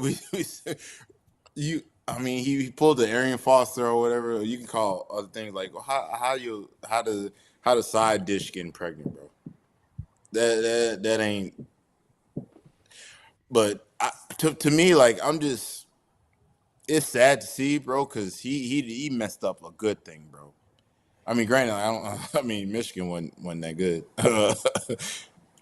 but he messed up a good thing, bro. And you hate to see a black man go through that, but like you can't be so pro black man to ignore what he messed up in. Because I think that'd be the blow black on a lot of us on social media if we say like Ryan Clark, he would go and say like he's very pro black, but we gotta accept the fact that brother messed up, dog. He messed up big time. We're not perfect. Yeah. I mean, because they you could cut this out if y'all need to, but like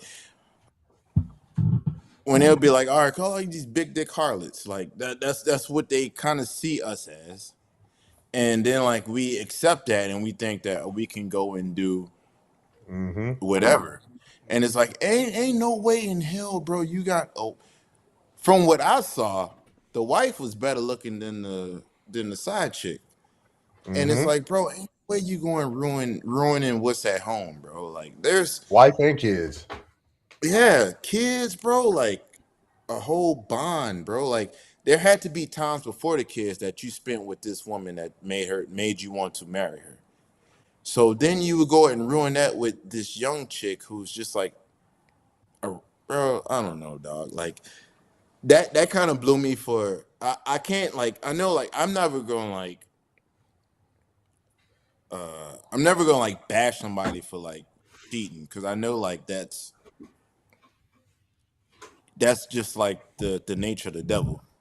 But like I I just know like what I was taught and like just certain things. Like I know like certain things got to go through your mind before you do that, bro. Like he went certain steps, and I'm just kind of like, damn, bro. Like he was gonna kill her, bro. And I don't know, bro. That's wild to me. Like that whole situation is wild to me. Like he filed for it, and like I don't want to like kick a black man while he's down, and I'm not. But I'm like he definitely could have took better steps in that, man. Like I don't know, bro. I don't even know like a way to like get out of that he thought he was in. But Ain't no getting out of that, that's bro. definitely not a good look for us. That's not a good look for us, especially a black At man in all. power. Yeah, I I mean, can't. you were a head coach at one of the most prestigious. Prestigious, bro. Prestigious football institutions, bro. Exactly. Like, And this is what you is that do. where Tom Brady came from? Yep. Was Tom Brady from Michigan? Yeah. Yep. See, bro. Yeah, that's just foul, bro. And then like I don't know. I saw it on Facebook, but I don't be believing stuff on Facebook, bro. They said like the Instagram chick, the OF girl, Mia Sorority or whatever, said that he hit her up during a game, DM'd her. And it's kind of like, bro, y'all probably was losing, and then you go DM like this. But I don't know if I believe that because I think she's in Houston, so like I don't believe that he was, unless I see DMs and I'm like, all right, cool. But that's just sad to see, bro. When we're trying to like build our prestige and reputation up. And then there's something like this happening. Yeah. As far as the wrestling world goes, I think it's gonna in order to get our prestige up in the wrestling world or back up to where it should be, I think it has to start with the WWE, the biggest company in the world. I think it has to start with them because they're the ones that people see the most. So like Yeah, seeing like tonight, for instance, you brought up Javon Evans and Leon Slater being on tonight. They showed the out. guys are big. Oba Femi Obafemi, showed out. Obafemi is probably like I hear like he's big on their radar. I would say Obafemi, yeah, but I'm gonna say this because he a homie, he a fellow New Orleanian. I feel once Ricky starts to get to like main roster and start talking, just let him talk his shit. He up there. He I've been might not saying have that. like the steroided out jack physique he got, like other people has. But one thing Ricky always had was passion in a goddamn promo. Boy, that boy can cut a promo. I will put him Yeah. up there. I'll probably put him up there with The Rock. Like I would like to see like him and The Rock just going back and forth because there are similarities there, and like I know like they like to pass the torch with stuff, but Obafemi definitely body wise, charisma, everything. Like he's big, but like I really want to see Ricky Starks on the main roster cutting his promos, bro. I think I that don't think they'll have him in NXT for too long. I think yeah, he came in ready for the main roster. yeah, yeah, Definitely yeah. That did. was yeah, because I mean he was doing that in AEW when he got Edge, which Edge was my goat. Oh, he wasn't like my all time goat, but he's one of my goats, and he had Edge just he, Yeah, he did. he had Edge mad, bro. Like Mm-hmm. Edge went out of character allegedly. Like I don't know if that's like. So when I was conflicted, like bro, like I'm cool with Ricky, And Edge just gonna always be like that was if I had a son, like Edge was gonna be his name. So like I don't know, bro. Like Ricky main roster ready already, bro. Like it's just I just feel like that like the main roster is kind of like the OKC Thunder, bro. Like you got all these like dope ass like people. It's just kind of like where you get your playing time at. I mean, granted, Cena lost leaving, but Cena had his own spot. Like he could leave for whatever and come back, just like Roman. Like they could. It's kind of like, oh man, I don't know. Like I'll say this, like the Survivor Series, like that main event was the most like superstar packed main event since I guess the invasion angle, the invasion Survivor Series where like the company was at stake, and like I didn't think it was that bad of a main event, only cause star power, but I feel like a lot of those stars don't be around as much, so you gotta like build up those new stars, like Jay and I don't know who else, like Jay, well Braun, but they almost killed Braun. They almost messed Braun up, bro, on that move. So I don't know, bro. Like that be my mind when I'm looking at things because I look at it as if because I spend so much time around Booker. I know Booker spends so much time around them, so like I know like it's kind of like the same. So like I look at things like okay, like who's going to be like who coming up next? Like obviously we know like Braun's up next, but like I don't see it personally. But I mean, It's nepotism. If it's me, I'm pushing Obafemi and Javon Evans to the moon. I think like I think that's a given though. Like you put them in the ring, just say hey, do whatever. Like you could put them in a dark match and be like, all right, cool, whatever. Like you heard the crowd tonight, like I mean, it was they sung Cody's song coming out, but then like the first chant was just like the Oba Femi. It was Oba. Yeah, and they was chanting his name. Like I heard, like it's a good thing when you chant. Yeah, him and his walk, bro. Like I'm just wondering where Obi came from. Like was he doing like AEW at a point during the pandemic?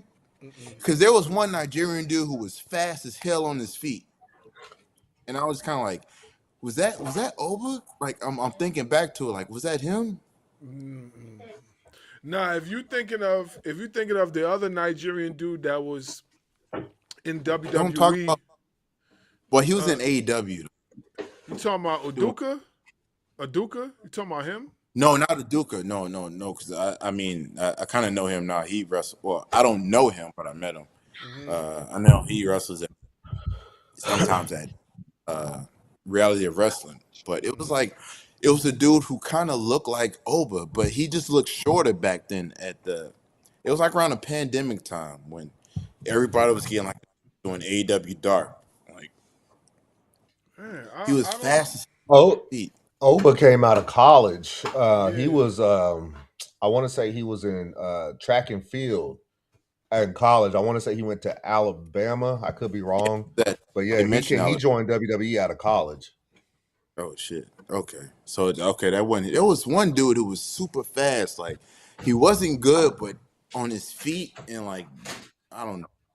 I don't think I seen anything else from him. But if he ended up being Oba, then I'm like, all right, cool, I could see it. But Oba right now is just like on a run, bro. Like facials, presentation, poses, bro. Like body wise, Oba is like give me Oba and Brock. Oba and Brock. What's the pay per view in Minnesota next year? Rumble when they Is that say like SummerSlam? is that SummerSlam or Rumble? Yeah, one of them. Give me Oba and Brock on his last match. Put Oba It's over. funny you say that because I think it might have been Bleacher Report. They also had said, well, now that John Cena is on, this was like a few days ago, on his way out, the next one should be Brock. Who should retire Brock? And overwhelmingly, everybody said Oba Femi. Of Oba. course. Is it Oba or Gunther? over Gunther. If Yeah. Gunther, but if Gunther takes out both of them, then Gunther's like the new. He's like both of them fused. Like, but then he gotta have the title forever, bro. Like, which I feel he really should have the title forever.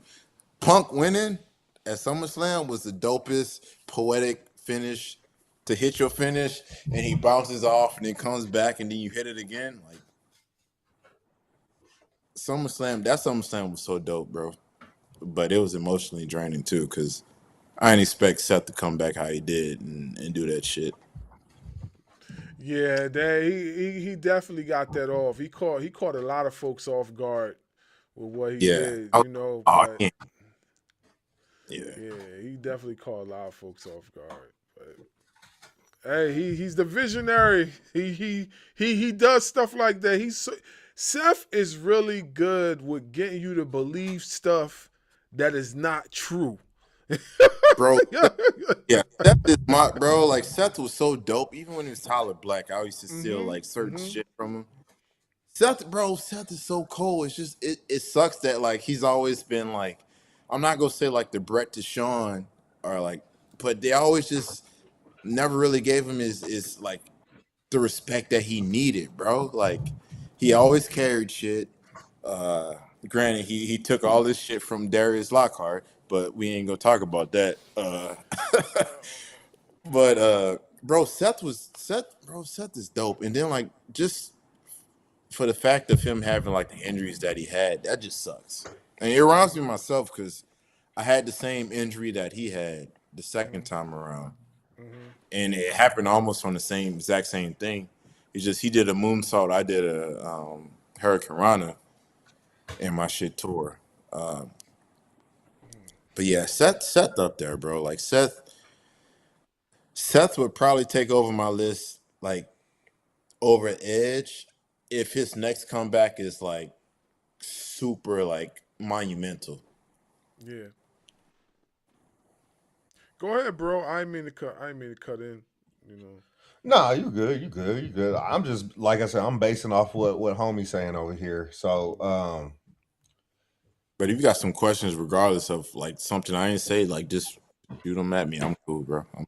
I'm open book. I'm still trying. I'm trying to get my mind back together because I got called into work, and then my phone can ring at any moment for me to have to leave to go back to work. So it's just one of those things where I'm on call. But Bro, cashing that money in the bank at work, bro. I'm telling you. Have you worked at O'Shea? I haven't. No, we kind of talked about that. Okay. I haven't. No.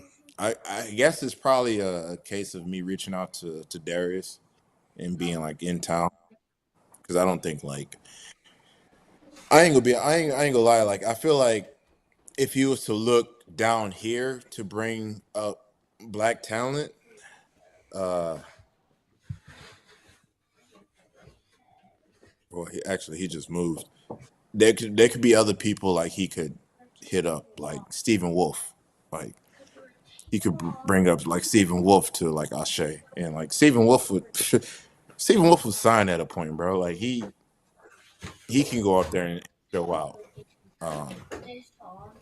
We got other people that's coming up down here in Texas too that he probably could have brought up, but I think like it's just a matter of me just reaching out to people down there and going out there because I'm in pretty cool with LeBron Ozone, and I know like he has a up there, and I want to go and just like roll around with people up there because I see like kind of like footage and spot people doing stuff up there. Kind of, yeah, y'all doing this shit up there, bro? Like, all right, cool. Like, let me let me try to roll up there and like see what y'all can spark me to do to come up with some new moves or some new spots or type shit. Yeah, because you know that's where Javon Evans is from, LeBron Cozone school. Yeah, he told me that like ahead of like when we first met, he was like, bro, we used to tag or whatever. So I was like, oh damn, work. Like their tag was like Javon was like the world's greatest son. It was something like that. Like it was like they were in a mass and like he was just like, yeah, like I trained him, and I was like, oh snap! And I was like, so you a trainer at this point? He's like, yeah. And I was like, oh, okay, that explains why you're so good and shit. But yeah, so that's definitely like on the list, only because like the representation of being like on that brand. When we talk about representation, like that is a brand that's just like, yo, that's like FUBU, bro. Ain't nobody heard Like, FUBU in years. yeah, like right, yeah. If you know, like like I hope I ain't aging myself, but yeah. I ain't gonna lie, bro. I FUBU mean, might come back, bro. Like you might see some Asian dude rocking that shit at the gym, and then all of a sudden he's you back in probably style. do. I mean, this dude down here below me, he like 53 years old, so he done seen it all. This Damn, guy. bro. This 53? guy. Nah, I'm definitely not 53. Don't get him like you. If you see all the gray on his face, yeah, he trying to cover it. You see all the gray on his face. Look at the gray on mine. I barely got any. And you see all it. I mean, Some people be getting 30. We My were talking kids about be stressing me out. earlier. Bro. I love you, bro, but Keith Lee be. But apparently it's a thing though. But I ain't. That has nothing to do with his wrestling skill or him as a person, bro. Keith Lee, I love you, bro. Don't come for me, bro, please. It's crazy because you brought up LeBron Cozone, and if you think about a lot of the wrestlers that went to his school, like they are all over the place. WWE, AEW, TNA. I didn't know. They're all over. But I saw one of the private party dudes wrestling at his school, and I was like, damn, did they come through that too? Like, I think it was the Isaiah. Was he the light skinned dude? I think it was, but I was like, I saw a clip, and then somebody was just going fast as hell, just doing dope stuff, and I was like, oh wait, no, that's old boy from a private party. I was like, and he got like a new dude that they've been using on DPW. On DPW, they use him as a young boy. I forget. I don't know his name, but Hyon first told me about him. He got dreads. He was tagging with him and Calvin. I don't know his name if I hear it, man. Like now I'm tripping. Like what's his name, bro? What's his name? It's crazy because I mean it's up there in like what's his name? Like he got the little short dreads, bro. I'm trying to think of who you're talking about. I'm looking at their roster right now, and it shows I mean, he did like Chris Bay went through there. No, it's not. Well, I mean, I know it's not Chris Bay, but Manny Lowe. Yeah, Manny Lowe. Yeah. He's Manny on Lowe. here too. Yeah, you brought up Chris Bay, bro. I be praying every day, bro. If Chris Bay can make a comeback, bro, that would be bro. Like, fuck this John Cena shit, bro. Chris Bay would be the GOAT. He would be the GOAT, bro. Like, and it's crazy because when the shit happened, it caught me off guard, and I was like, I didn't hear the P word, and I was just hoping like everything was okay. And then I had talked to a homegirl who was close with his girl, and she said the P word, and that just fucking that I'm sorry, bro. That broke me down. Like it kind of just like messed me up because it's like, bro, like, why him? And I would say this, like Chris Bay is a powerful dude, and I would say only because at the time, like the world and the wrestling world was so caught up on his on stupid political shit, bro. Like everybody was divided, and that man's injury united a whole culture, bro. Like the wrestling culture to wish this man well wishes, to check up on him, make sure that he was okay, and all this shit, man. So on that level, like Chris Bay is a powerful dude. So like if he can ever get back in the ring, hands down, bro, he the GOAT, bro. He God send it, bro. To go. Okay, He go okay, okay. forever be on my Mount Rushmore.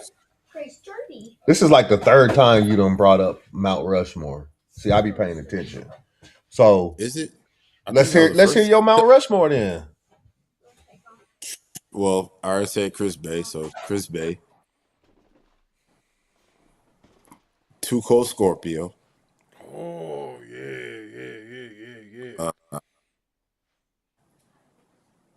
Stone Cold, and Hayabusa. That's my Mount Rushmore. Like right now. Like that's my Mount Rushmore. It's funny you mentioned Too Cold Scorpio because you remember Buff used to tag with Too Cold Scorpio.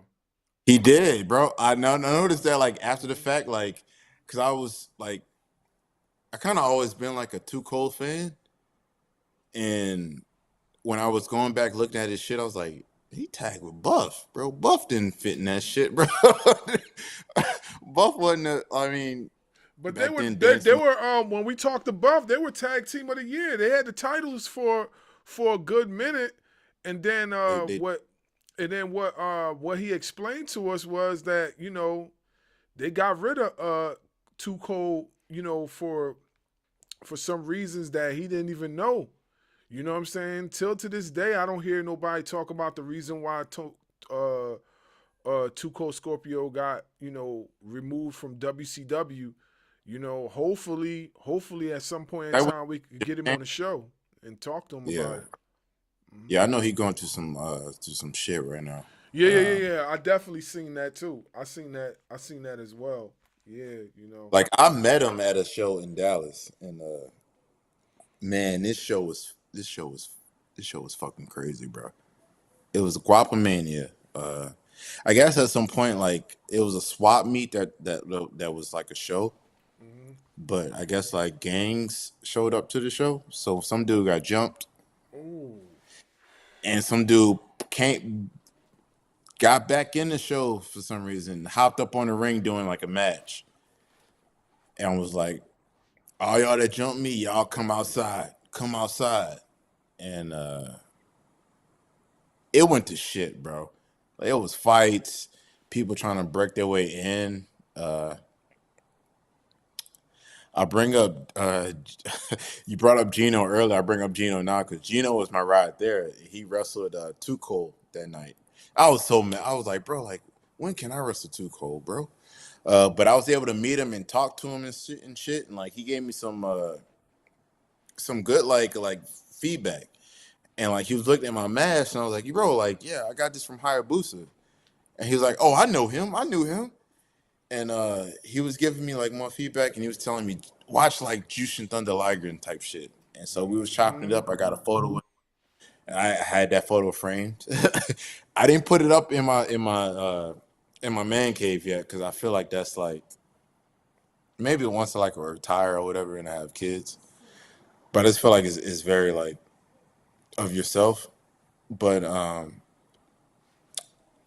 I did my match and I came back, and there was always fights. There was fights and shit happening. But we didn't know if anybody brought guns in. And Brian Keys was saying he was breaking up a fight, and the dude pulled the gun on him, and I was like, oh shit. I come from my match and I see Gino with his bags and one boot off. He's still in his gear. He's like, bro, fuck that, bro. We dipping. And I was like, nah, we can't dip yet, bro. We can't dip yet because we don't know what's going on outside. All this fighting shit happening around. Too Cold ain't even budge. He's just like, yo, where my money at, bro? He just want to get paid. He not even tripping, man. So that's my Too Cold story, bro. Like, it was a crazy ass night in Dallas where it was a crazy fight. Like, we had to walk this one wrestling fan out because I mean they didn't ask for none of that. And granted, like they probably wouldn't have been touched because they wasn't even like part of that. But like BK was like, bro, they can't just walk out there like that. So like we walked them out, made sure they was good, and it was cool with those people ever since. But that's my Too Cold wild story. So I don't. I'm not saying like I don't believe like this shit. I'm just saying like I don't think I hope he's not guilty, but I can see brother standing up for himself though.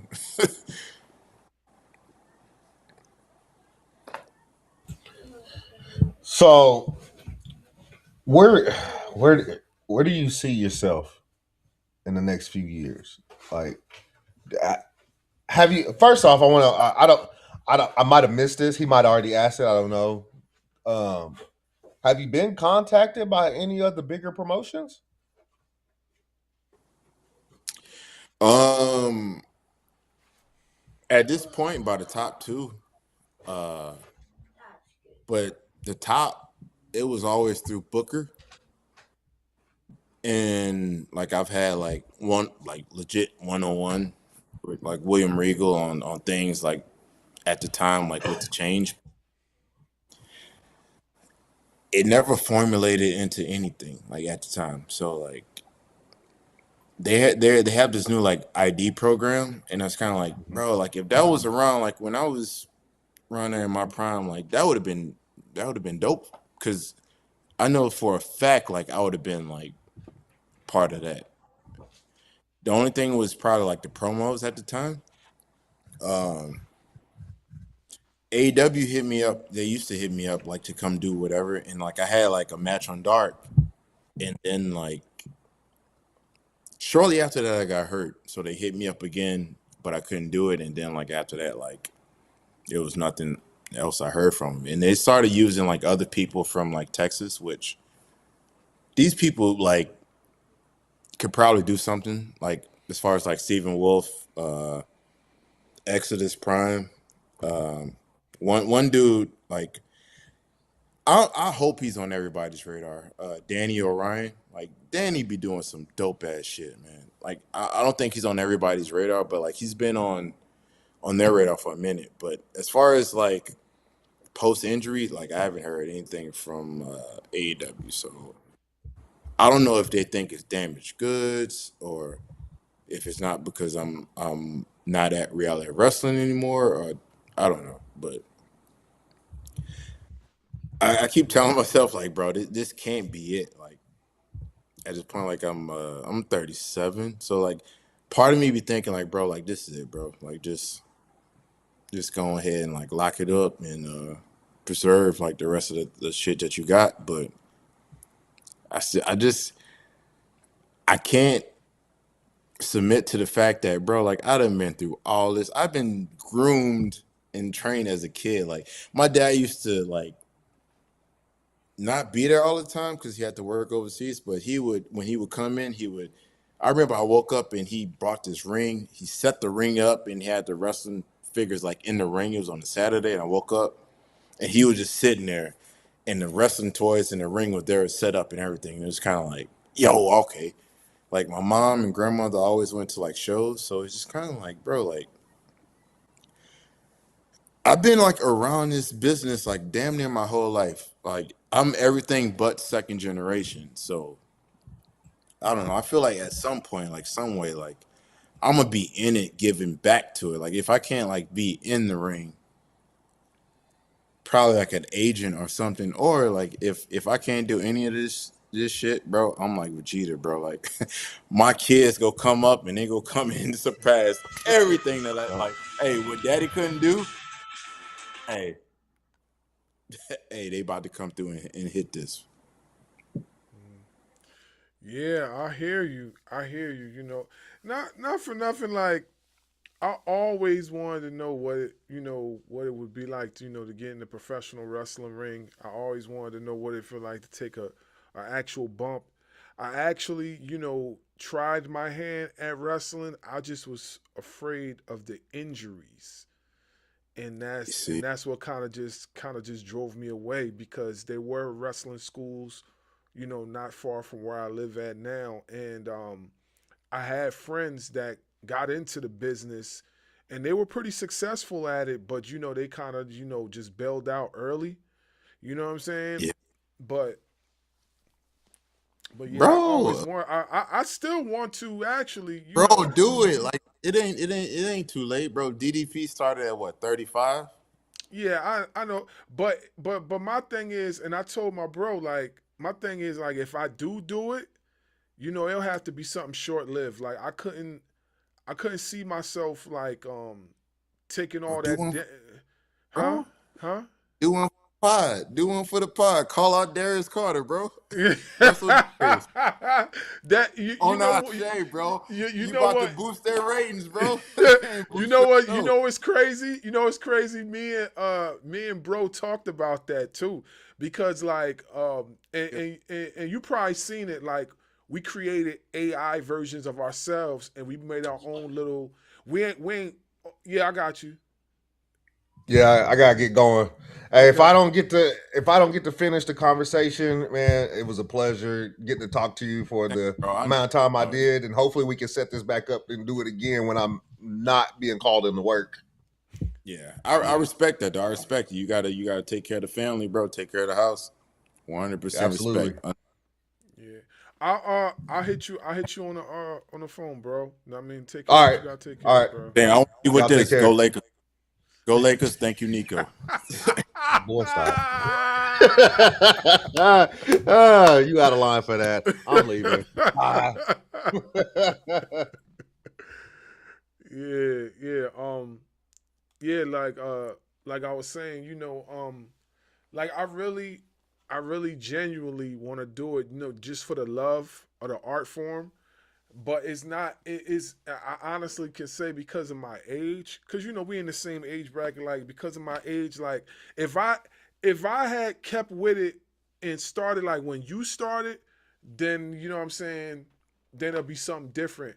But because of fear, that's why I was like, nah, bro. I can't even. Bro, I feel like God kind of like, because I was recently told about fear, and they had a scripture to go with it, but they were just like, God say, bro, you got to lean into the fear. You got to lean into the fear of doing things. Like, uh,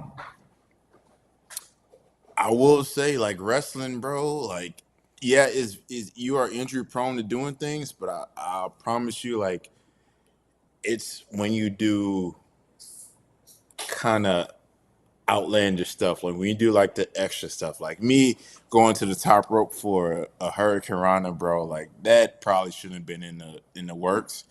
And I redirected it. Like, my doctor thinks is when I jumped to the top is when I tore it, and then when I landed, that's when whatever. But bro, I got faith in you. Like, I can see whatever age you want to start, bro. Like, I'm pretty sure, like, oh boy, say 53. I know you ain't Nah, I'm 53, not. bro. Nah, I'm not the 53.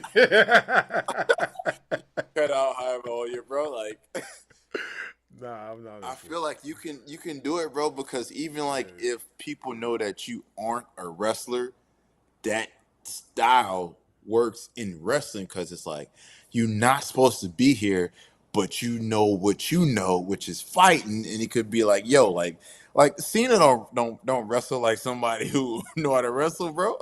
Yeah. He Not, throw them wild ass punches, bro. Like, but see, that's my thing. That's my thing, right? Even though I know I'm not a wrestler, but I want to learn how to be a wrestler. You get what do I'm it, bro. saying?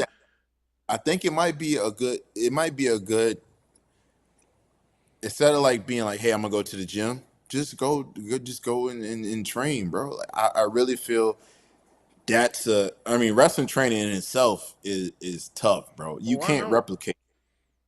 Like, I've seen football players, athletes, like at their tryouts, and I'm just kind of like, bro, I used to look up to you, dog. Like, Hmm. you bad on the field with your footwork, but in the ring, like, it ain't there. Hmm. I would say, bro, at least just use wrestling as like a workout thing, like, and just see like if it pops up, because you can be like, hey, like I could have a 2 minute match. A 2 minutes is a long time to have a match, bro. Like, I like, now you got me on this hill to where it's like you can have a match, bro. And Yeah, I I know mean, the I person. seen. Yeah, I know the person you can have a match with, bro.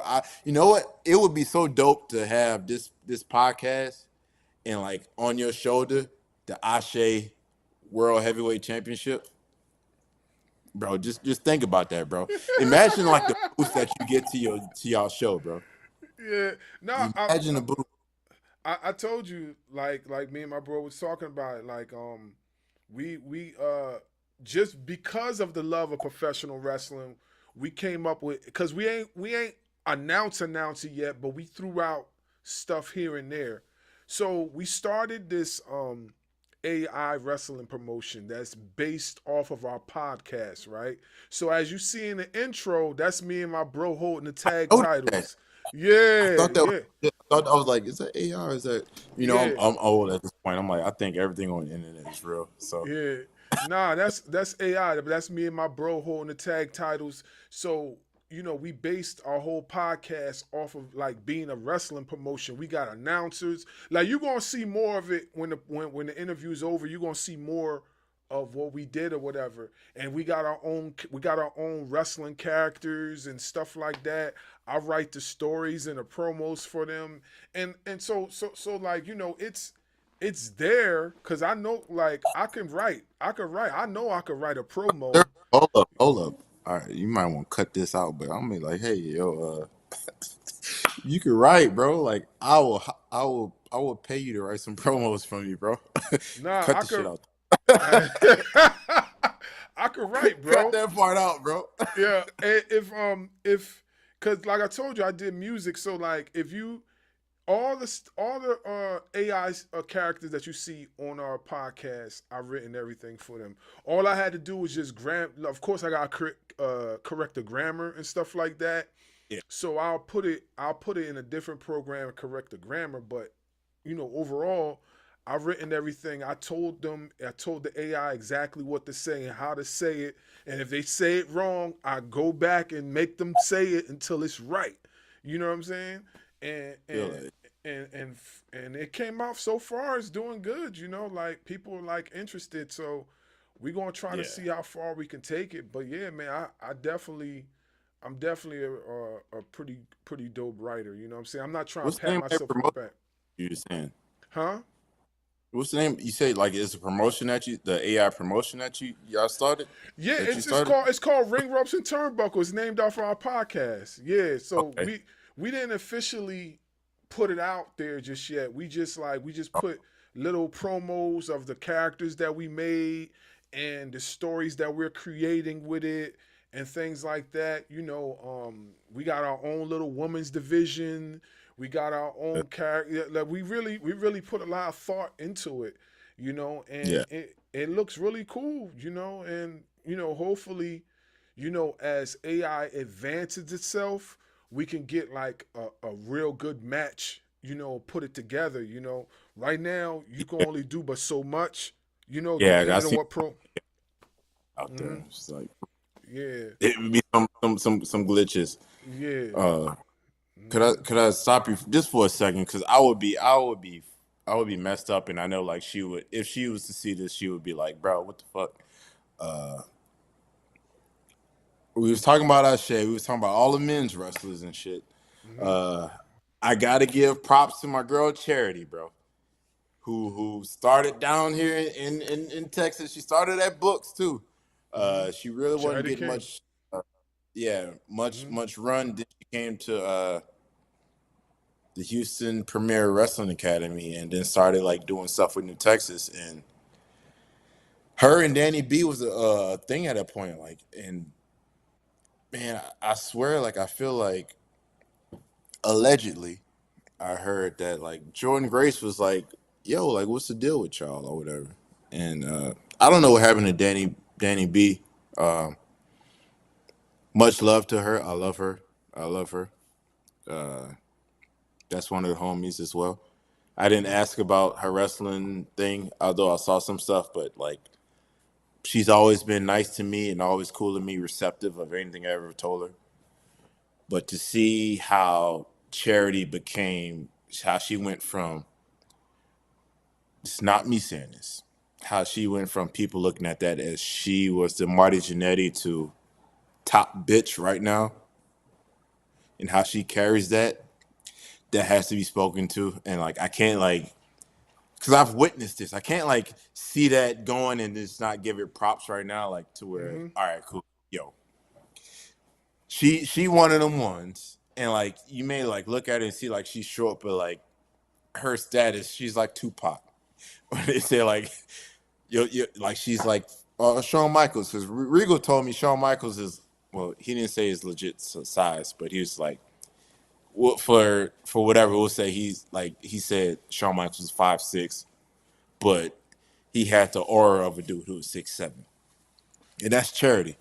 Like Charity got the aura of somebody who's 6'4", and would be in the ring like Mark Henry, like, yo, I got this. So like I just want to like have a segment out to like give props to Charity and like the growth that she's had, because most people like that, when you're attached to somebody else and somebody else's future determines your future, and they kind of like go off to other pastures, most people they'll just be like, yo, like okay, that's it for me. And she took that and she killing it right now. Oh And yeah. I'm happy to see, like, there was some shows, like I popped up at a Battle Club show and she was like in the line to get her blood work, and she was like, hey, what's up? And I'm like, I didn't know your ass was here. Like, what's up? What's up? So I gotta give Charity her props on this, like her flowers on this. So granted, like I know she get it everywhere, but I had to give like flowers to some of our like women who out here doing what we doing. Yeah, man. Charity King is dope. And not for nothing, she is Nigerian. So we Yep. are we all built different. You know what I'm You saying? Nigerian? Not You Nigerian? yeah. Oh, hell. All right, cool. That's what's up. I ain't gonna say like I did the whole spit test and everything, like thinking I was something, but that your boy Nigerian too. So like I feel That's like the what's up. Nigerians are the ones taking over. That's what's up.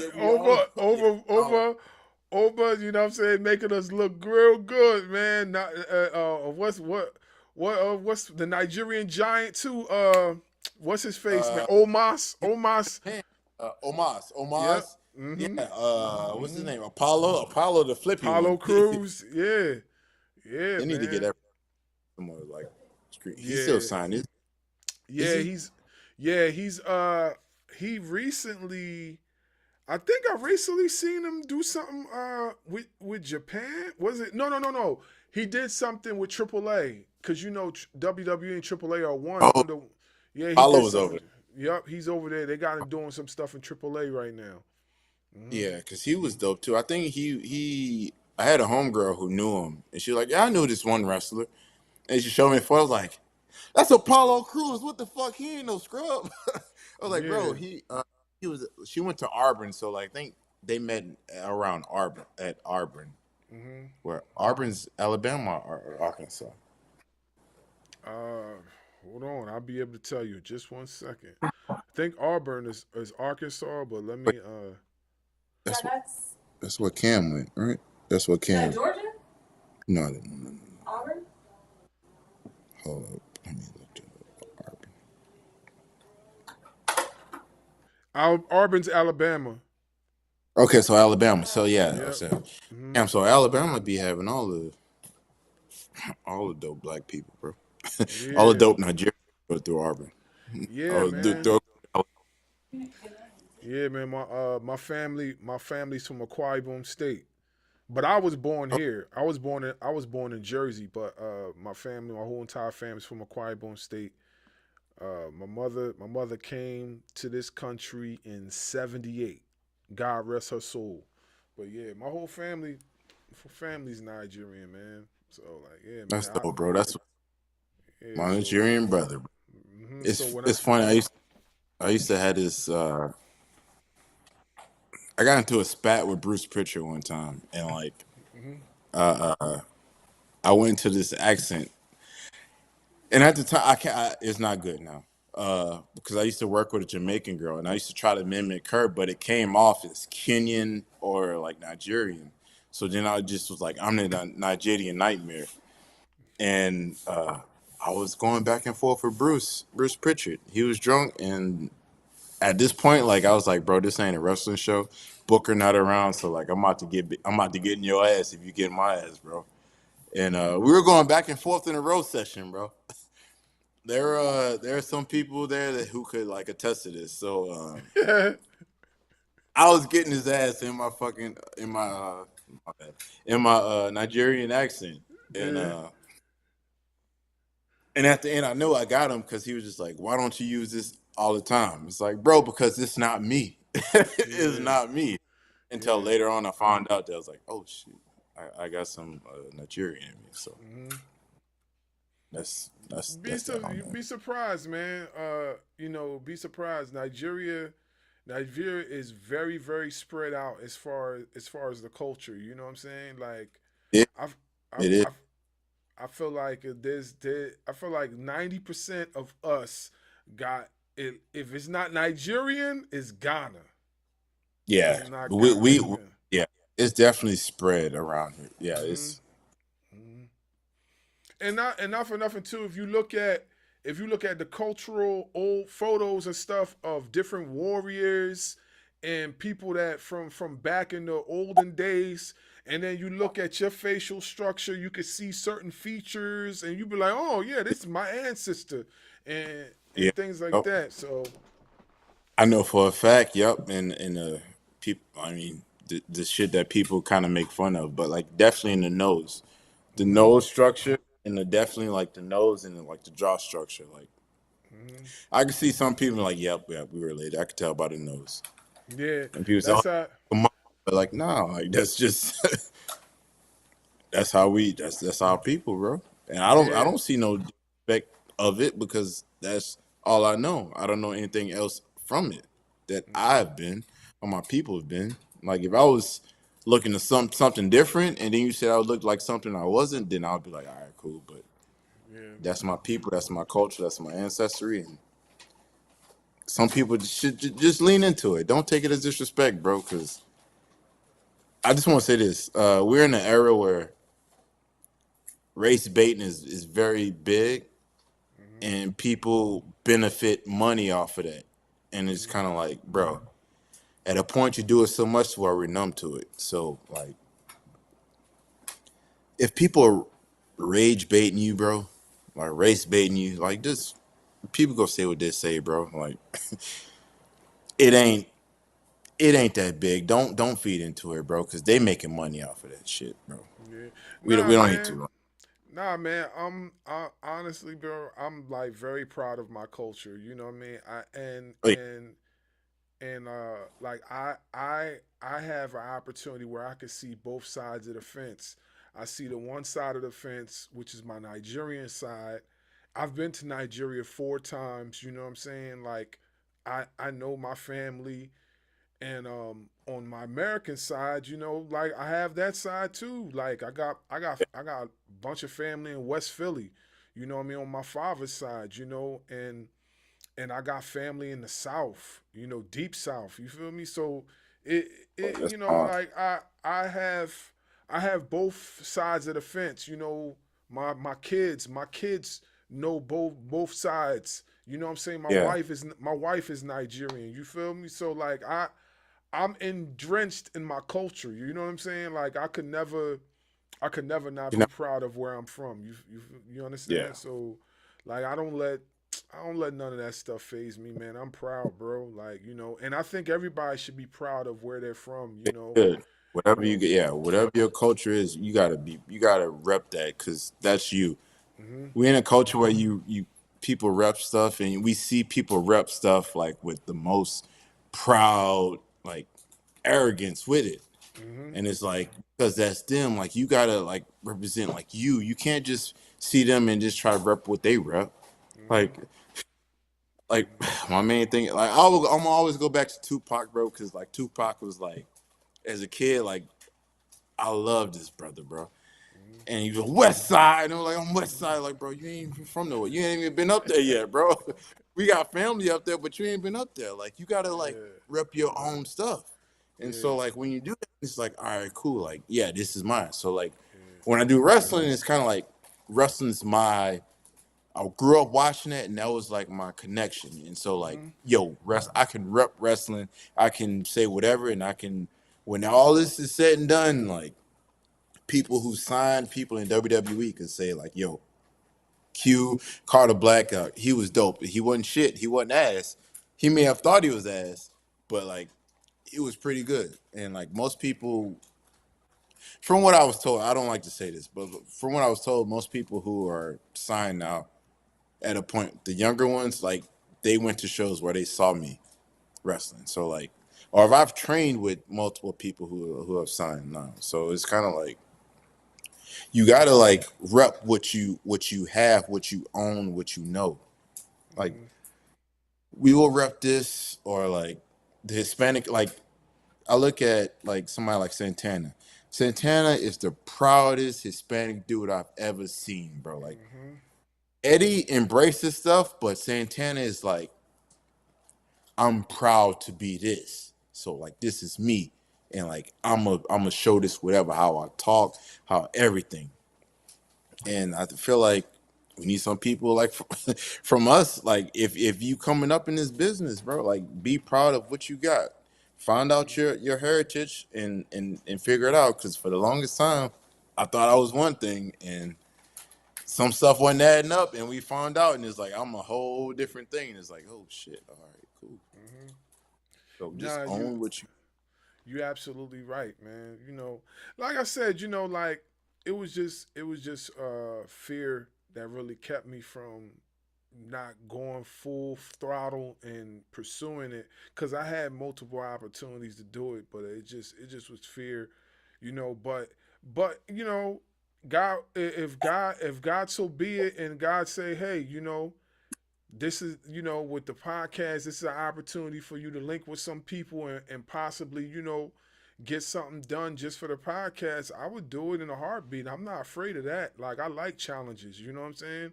Like, I've That's been what's able to conquer every single challenge I have. Like, outside of this, one of my hardest challenges that I conquered was me being a counselor. Now I counsel, I substance abuse counsel. So it's like, you know what I mean? yeah. And not for nothing, that's a hard job in itself, because I respect that. Yeah, that's a. it's a tough job, man. But I'm honored to do it, because I'm helping people defeat their fears of what has opposed them for such a long period of time. I'm helping people defeat them, and I'm helping people grow and be better humans. So when they get back out there, out of the rehabilitation centers or wherever I talk to them at, they get back out there, they're able to do something with themselves, man. That's why I related to what Buff Bagwell was talking about so much, because I understood his story. I get it, because I hear stories like that all the time when I'm counseling. So like, like I'm listen, man, if anybody could sponsor me to get up in that wrestling ring, I would do it. I would do it. You know what I'm saying? I would love to see my kids' face light up. My sons and my daughter light up when they see me. Now my wife might have a heart attack though. Yeah. So I'd be like, oh, she'd be like, oh man, she'd be like, what are you doing? You are hey not man, Roman I know Reigns. some people out there. My wife would be like, my wife would have an anxiety attack. She'd be like, Mama, what are you doing? What are you doing? With her accent, what are you doing? You are not Roman Reigns. Don't do it. Don't do it. My sons would be like, yeah, Dada, yeah. That's all that matters, bro. That's all that matters. Even though you might be sore like the next few weeks. Hey. That's gonna live forever in their mind, bro. Yeah, my kid, my sons will be loving it. My daughter will love it too, because she'll be right along with them. So yeah, Hey, like I said, man, if it's permitted, it'll happen, before I get too old, But nah, I don't think there's such thing as too old, but like if it's, I know some spots out there, and I don't know, like we could probably see something. I mean, I just think like the safest bet would probably be Darius, bro. But hey, man. Yeah, but we'll see. We'll put it up there and see what how the dice Yeah. roll. We'll And if you need a run in, bro, shit. I'll hop on that flight real quick. It's a 2.5-hour flight, bro. I just didn't know the show time. Like, hey. Yeah. All right. So I'm gonna get to this last question and everything for you. So where is it? I got it right here. I'm gonna just go to this next page. So, and it's funny because the question lands right on to what we were discussing just now. So wrestling psychology, right? So Yeah. describe your training regimen and how you balance the need for physical conditioning with creative demands of developing a wrestling persona. Oh, damn. See, that's the one thing. Like, training outside the ring can't nothing replicate or duplicate training like in the ring. Mm-hmm. So everything like you can train outside the ring, bro. Like I ain't gonna lie, like deadlifts, kettlebell swings, maybe heavy ass squats. Cause my finisher, I have to like pick up people like on my back. But it has to be like everything like training wise has to be like in the ring to deal with what like I have to do. Even like training for long matches because bro, like you got to think about it. Like was that Muhammad Ali that said like you waste the most energy when you miss a punch? Mm-hmm. Bro, we miss a lot of swings and punches in that ring. Mm-hmm. And then we have to pick people up, slam them down. We get slammed, bro. Like a lot of our energy is taxed before we could do whatever we need to do. So a lot of our training comes. A lot of I would say my training comes from being in the ring, either from experience or like just training like with other people. Like when I brought up like Gino Medina, like training with him, like that was some like the rigorous training outside of like being like in the ring getting my ass whooped. Mm-hmm. So yeah, it has to be definitely like in the ring. There's nothing, bro, like nothing outside. I mean, granted, outside of like weightlifting, just so you can be familiar with picking up people, but like even at that point, like weight in the gym is not like dead weight when you picking somebody up trying to do whatever. Right. Right. So it's definitely like in the ring training definitely gets me prepared for whatever I have to do. Like I really just be in a gym so I can aesthetically not look bad or out of shape for the viewers, Mm-hmm. if that makes sense, bro. Like, Mm-hmm. Nah, it makes perfectly good sense, like I yeah, and I've like the gym is very important, whether you yeah, wrestle or not. Just keeping your body in a certain type of condition just so you could be able to be mobile and move is very important. I can bro, attest to that because I'm in the gym at least 3 times out of the week.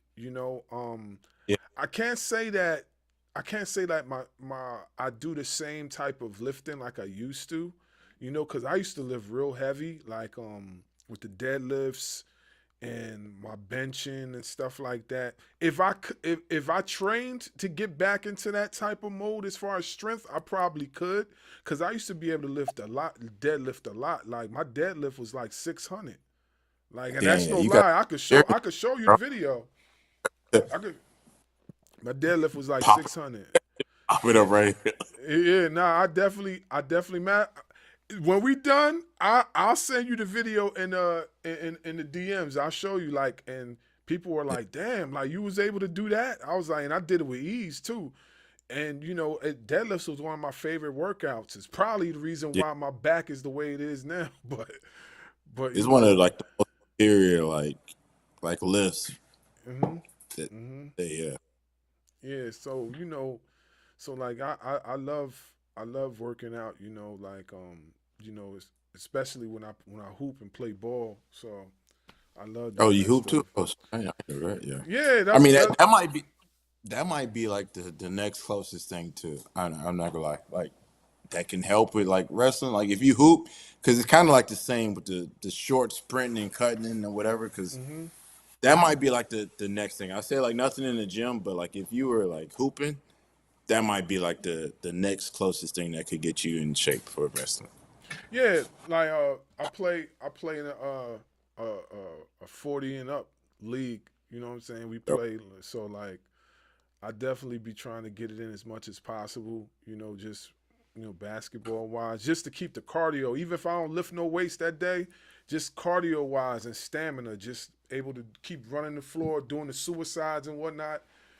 Yeah. So Oh, I used to hate suicides, bro. yeah, yeah, yeah. Suicides was rough, man. Yeah, but yeah. So I appreciate you so much, man. Like I said, Nope. man, like the experience just having you on this show was just super dope. Man, bro, like you was real cool brother, bro. Like honestly, man. And like I kind of figured that, you know what I mean? Like somebody that would create a character like that and then evolve into a whole nother character, their creative just is just off the roof. You know what I'm saying? So I definitely admire that, man. That was crazy, man. Like I'm usually able to figure stuff out like that, and it still didn't dawn on me until later. And I was like, oh shit, that was mysterious. I was Yeah. like, yeah, but I appreciate you, for coming through. There's a question that we usually end off with, and my bro usually does this, but I'm gonna do it today.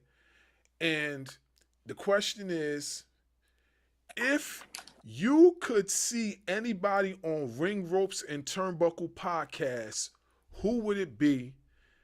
But here's the thing: if you could see them, you have to get them to come on the show.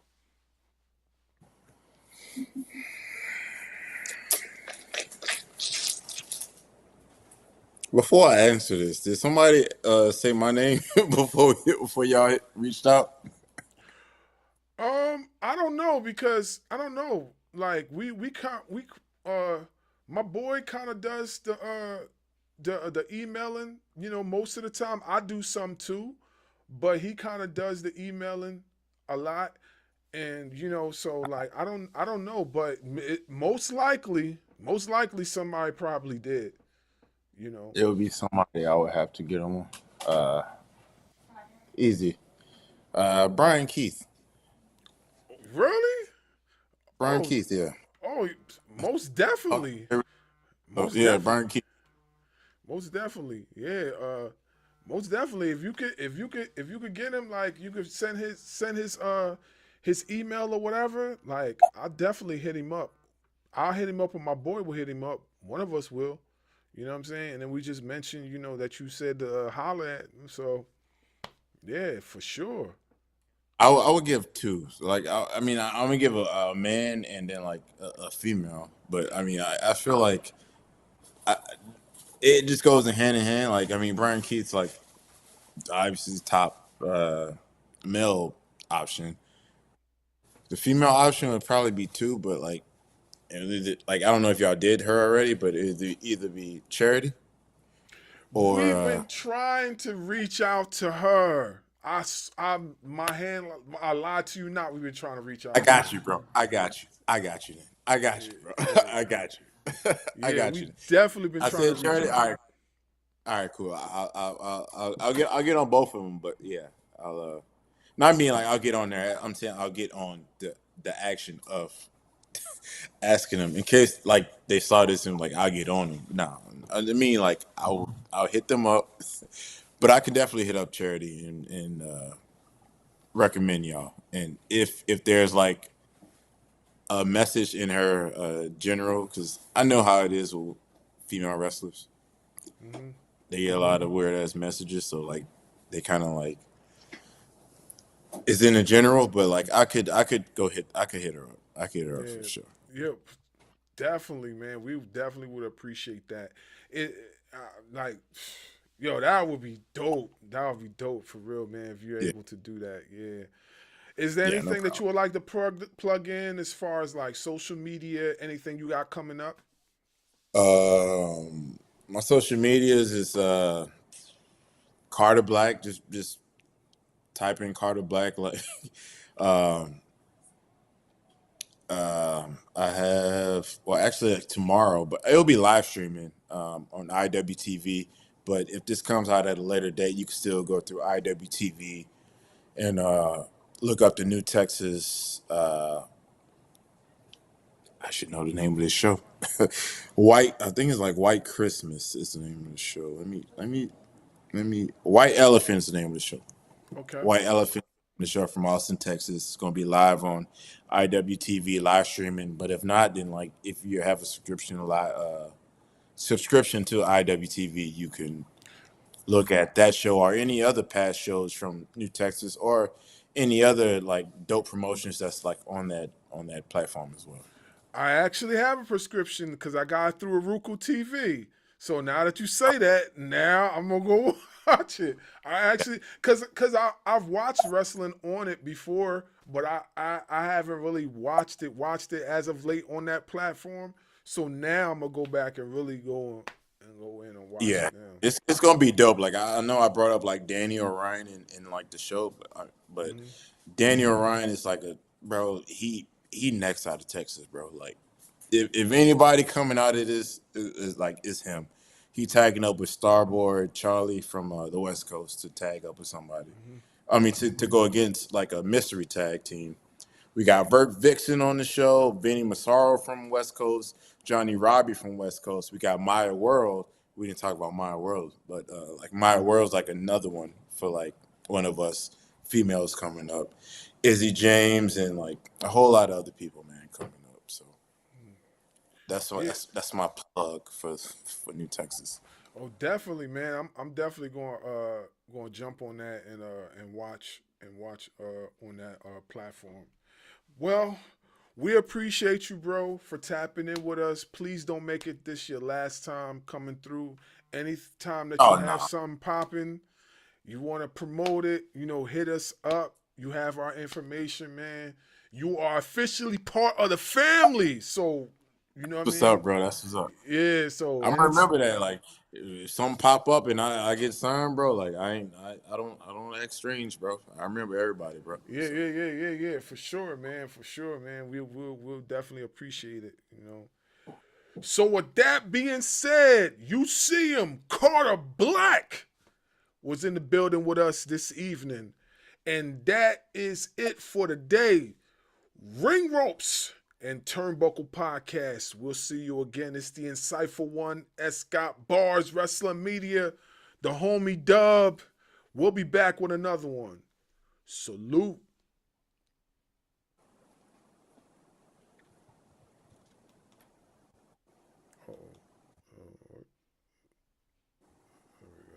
Yo, Robert Mason here, and the fire in this arena is unreal. And I'm Molly Finwick. We are the Ring Ropes and Turnbuckle commentary team bringing nonstop action. And that wraps up another explosive edition of the podcast. Join us next week as the road to the championship continues. This is the Ring Ropes and Turnbuckle Podcast, your home for real pro wrestling talk.